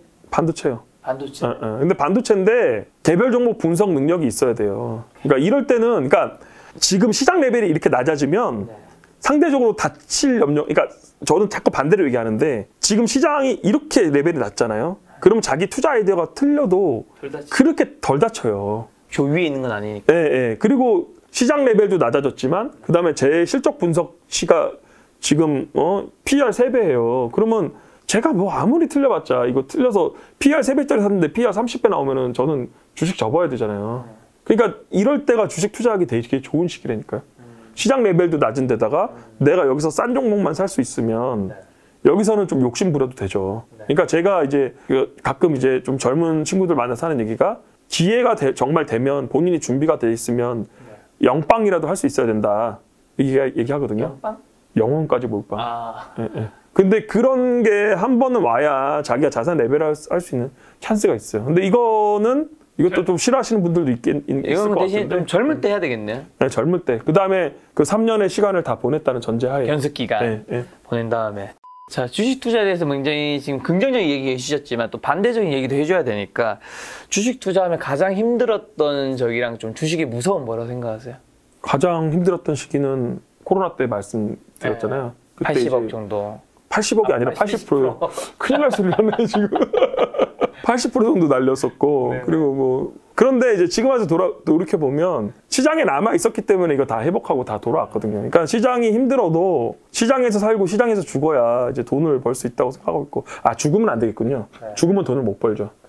그래서 시장에서 끊임없이 좀 관심을 가져야 된다고 생각하고 있고요. 그럼 주변에 이제 주식 투자 하시면서 좀 반대 매매를 크게 당해서 청산 당하시면서 이제 있어요. 장에서 아예 나가신 분도 있을 거잖아요. 있어요. 아웃되신 분들이. 있어요. 그런 경각심을 주는 사례. 뭐 어차피 실명 나가는 거 아니니까요. 그냥 저랑 친분 없으신 분들로 할게요. 네, 좋습니다.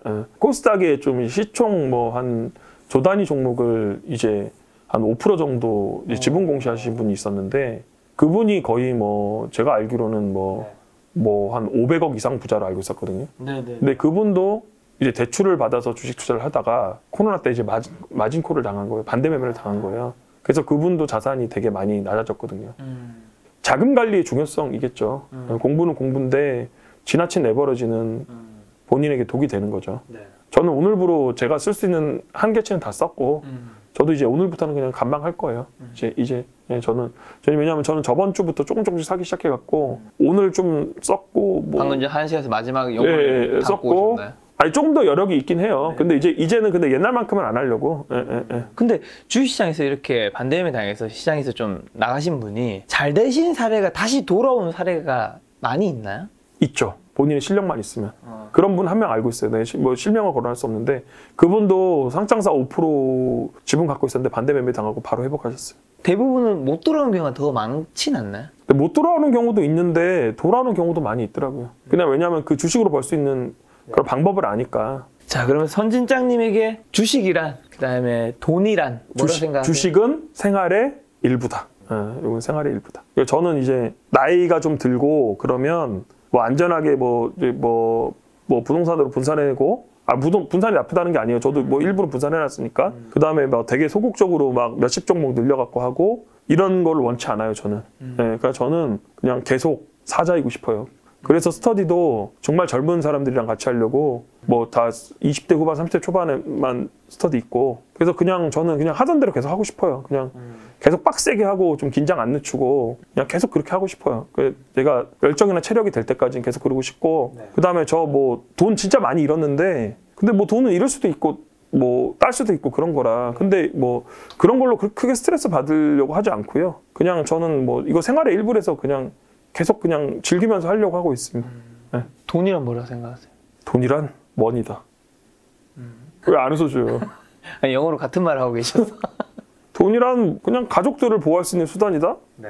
그래서 뭐 그렇게 크게 생각해 본 적 없어요. 제가 이제 뭐 그러니까 이거 보면 주식 농부님이나 뭐 최진철 대표님이나 박성진 대표님이나 이렇게 보면 되게 거창한 투자 철학이 있고 그 다음에 주식 농부님은 되게 사회적인 이런 뭐 공헌이나 이런 거 많이 말씀하시잖아요. 근데 저는 뭐 그럴 깜냥도 안 되고 그냥 저는 재밌어서 하는 거라 그냥 재밌고 즐기고 있고 그냥 생활의 일부고 그래서 하는 거고 그리고 저는 뭐 거창한 사회적 그건 없어요. 그러니까 왜냐하면 제가 뭐 제 자신의 능력을 알아서 저는 그냥 제 주변에 챙길 수 있는 사람들만 딱 정해놓고 그냥 챙겨주자 이렇게 생각하고 있고 그래서 올해도 그냥 2명 정도 또 목표를 세웠어요. 한 명은 이제 집을 사게 해주자 그래서 한 명 목표 세웠고 한 명은 이제 내년에 전업하시기에 올해 돈 좀 많이 벌게 해드리자 뭐 그 정도 그래서 뭐 1년에 한 2명 정도 그냥 하고 그 다음에 제가 뭐 헌금액이나 기부 금액 늘려놓은 거 그거 달성할 수 있게 그냥 그 정도만 그냥 하고 그냥 거기서 계속 늘려가는 게 제 목표예요. 선진장님의 투자 철학이라는 투자 방법을 좀 이걸 보신 시청자분들 알려면 뭐 어딜 좀 찾아갈 수 있나요? 뭐 블로그가 있으신가요? 저 블로그가 있는데 블로그는 거의 이제 잘 안 하고 있고 그 선진장 주식 공부방이라고 텔레그램 깔고 거기 치시면 제가 거기 리포트랑 제가 읽는 자료들 그날 계속 올려요. 실시간으로. 근데 양이 엄청 많아요. 무료죠? 무료예요. 알겠습니다. 여러분 제가 그 링크 걸어놓도록 하겠습니다. 감사합니다. 자, 마지막 질문입니다. 지금 시대 20대로 돌아가신다면 투자에 있어서 이것만큼은 꼭 준비하겠다랑 그리고 마지막 시청자분들에게 뭔가 하시고 싶은 메시지가 있다면 일단 저 20대로 돌아가면은 제가 먼저 할 일은 가치투자연구소를 제일 먼저 가입을 하고요. 제가 2010년, 11년 그때 이제 가치투자연구소를 가입을 했는데 가치투자연구소가 그때 2011년, 12년, 13년만 하더라도 굉장히 양질의 기업 분석글들이 되게 많이 올라왔고 굉장히 많은 고수들이 활동했었거든요. 그래서 그 20대로 돌아가면 가치투자연구소부터 먼저 가입할 것 같습니다. 그래서 가치투자 공부랑 그럼 이 주식 투자에 관련한 거를 좀 제대로 다시 공부하고 싶어요. 자, 그럼 마지막으로 지금 장에서 어쨌든 뭔가 매수는 하고 싶지만 굉장히 어디까지 떨어질지 모르게 공포에 빠진 이 많은 개인 투자자분들에게 하시고 싶은 말씀이 있다면? 단기적으로 장이 어때서 뭐 이런 거는 크게 중요하지 않다고 생각하거든요. 그러니까 뭐 이번에 진짜 어렵고 저도 너무 많이 힘들고 저도 많이 손해를 봤지만 6개월 지나면 저는 되게 달라져 있을 거라고 생각하고 있거든요. 그러니까 이제 그런 뭐 단기적인 거를 보다는 한 10년 정도 인생의 플랜을 좀 세우시는 게 중요해요. 그러니까 제가 아까 말씀드린 거 있잖아요. 3년 정도 견습 기간, 그렇죠? 거기서 이제 실적 공시 위주로 사업 보고서 위주로 보고 스터디 가입하고 그래서 올바른 방법으로 올바른 방향성을 가지고 투자를 해서 10년에 한 3, 40억 모으는 거를 목표로 하시면 성공할 확률이 되게 높다고 생각하고 있거든요. 왜냐하면 저같이 이상한 사람도 했으니까. 저는 대한민국 평균 아래거든요. 여러분들 다 할 수 있어요. 근데 이 가치 투자하시는 분들이 이 종목들이 좀 많이 겹친다는 생각이 들어요. 예를 들면 아까 전에 이제 SBS 얘기해 주셨잖아요. SBS를 제가 알고 있기로 VIP 샤사 운영에서 지분 공시했던 걸로 제가 기억을 하고 그 당시에 그 다음에 저런 투자자 냉철님도 SBS를 조금 그 당시에 매수를 좀 했던 걸로 기억을 하고 뭐 다른 분들도 있는 것 같은데 네, 저랑 결이 좀 달라요. 제가 아마 빨리 사기도 제일 빨리 샀었고 저는 거의 그냥 전재산 투자하시다시피 했어요. 그러니까 SBS가 지금도 좋아요. 왜냐하면 지금 요 4만 원대 가격에서는 이거 종목 추천 아닙니다. 4만 원대 가격에서는 충분히 보유할 수 있는 매력이 있고 밸류에이션 싸고 그런데 근데 거기서 이제 엣지를 더 보고 자기 재산을 얼마나 더 실을 수 있을 것인가 남들 모를 때 사고 있을 것인가 그건 좀 딴 얘기인 것 같아요. 그건 약간은 좀 더 깊이 들어가는 얘기고 그 다음에 지금 제가 가지고 있는 종목은 아무 운용사나 자문사도 안 가지고 있는 종목이에요. 네, 그거 아예 그냥 뭐 시장에서 커버도 안 되고 그냥 뭐 망하면 저 혼자 망하는 거고요. 네. 지금 몇 개 정도 가지고 계시죠? 지금은 5개. 많이 가지고 계시네요. 지금 어떻게 하다 보니까 5개 됐네요. 왜냐하면 이제는 종목이 이제 하나를 너무 많이 사면 2% 넘어버려갖고 그냥 어떻게 하다 보니까 이렇게 됐네요. 지분 공시를 해야 되니까 2% 하면은 지분 공시 아니라 2% 하게 되면 대주주에 올라가잖아요. 대주주에 올라가니까 그 양도세를 내야 되니까 그렇게 하다 보니까 종목 계속 늘어나는 것 같아요. 그럼 지금 5개면 그 종목 5개는 지금 다 파란색인가요? 아니면 빨간색도 좀 있나요? 다 파란색이죠. 다 파란색. 전부 파란색입니다. 전부 파란색. 하지만 이게 빨간색 나는 게 이상하죠. 지금 시간이 지나면 괜찮아질 것이다. 여기서 파란색인데 많이 파란색. 빨간색이랑 거리가 먼 파란색. 많이 파란색. 많이 파란색. 그 파란색. 빨간 걸로 입고 와야 되는데. 진짜. 이거라도 좀 빨간 거야. 이거라도. 양봉. 자, 어쨌든 김작가TV 출연할까 말까 고민하시면서 이제 많은 시간을 가지시다가 어쨌든 결국 출연하셨는데 혹시 오늘 뭐 못다한 말, 뭐 하시고 싶은 말씀 하나 있으세요? 예. 김 작가님 저 강방천 회장님이랑 최준철 대표님 소개 좀 시켜주세요. 갑자기 하고 싶은 말 하라며. 알겠습니다. 끝이에요? 끝이에요. 아유 저 사랑합니다 이거. 아니 김 작가님한테 한 건데. 오늘 방송 여기까지 하도록 하겠습니다. 오늘 만남의 손님은 전업투자자 선실장님이었습니다. 지금까지 여러분 소중한 시간을 함께 해주셔서 정말 감사합니다. 오늘도 김 작가였습니다. 고생 많으셨습니다. 감사합니다.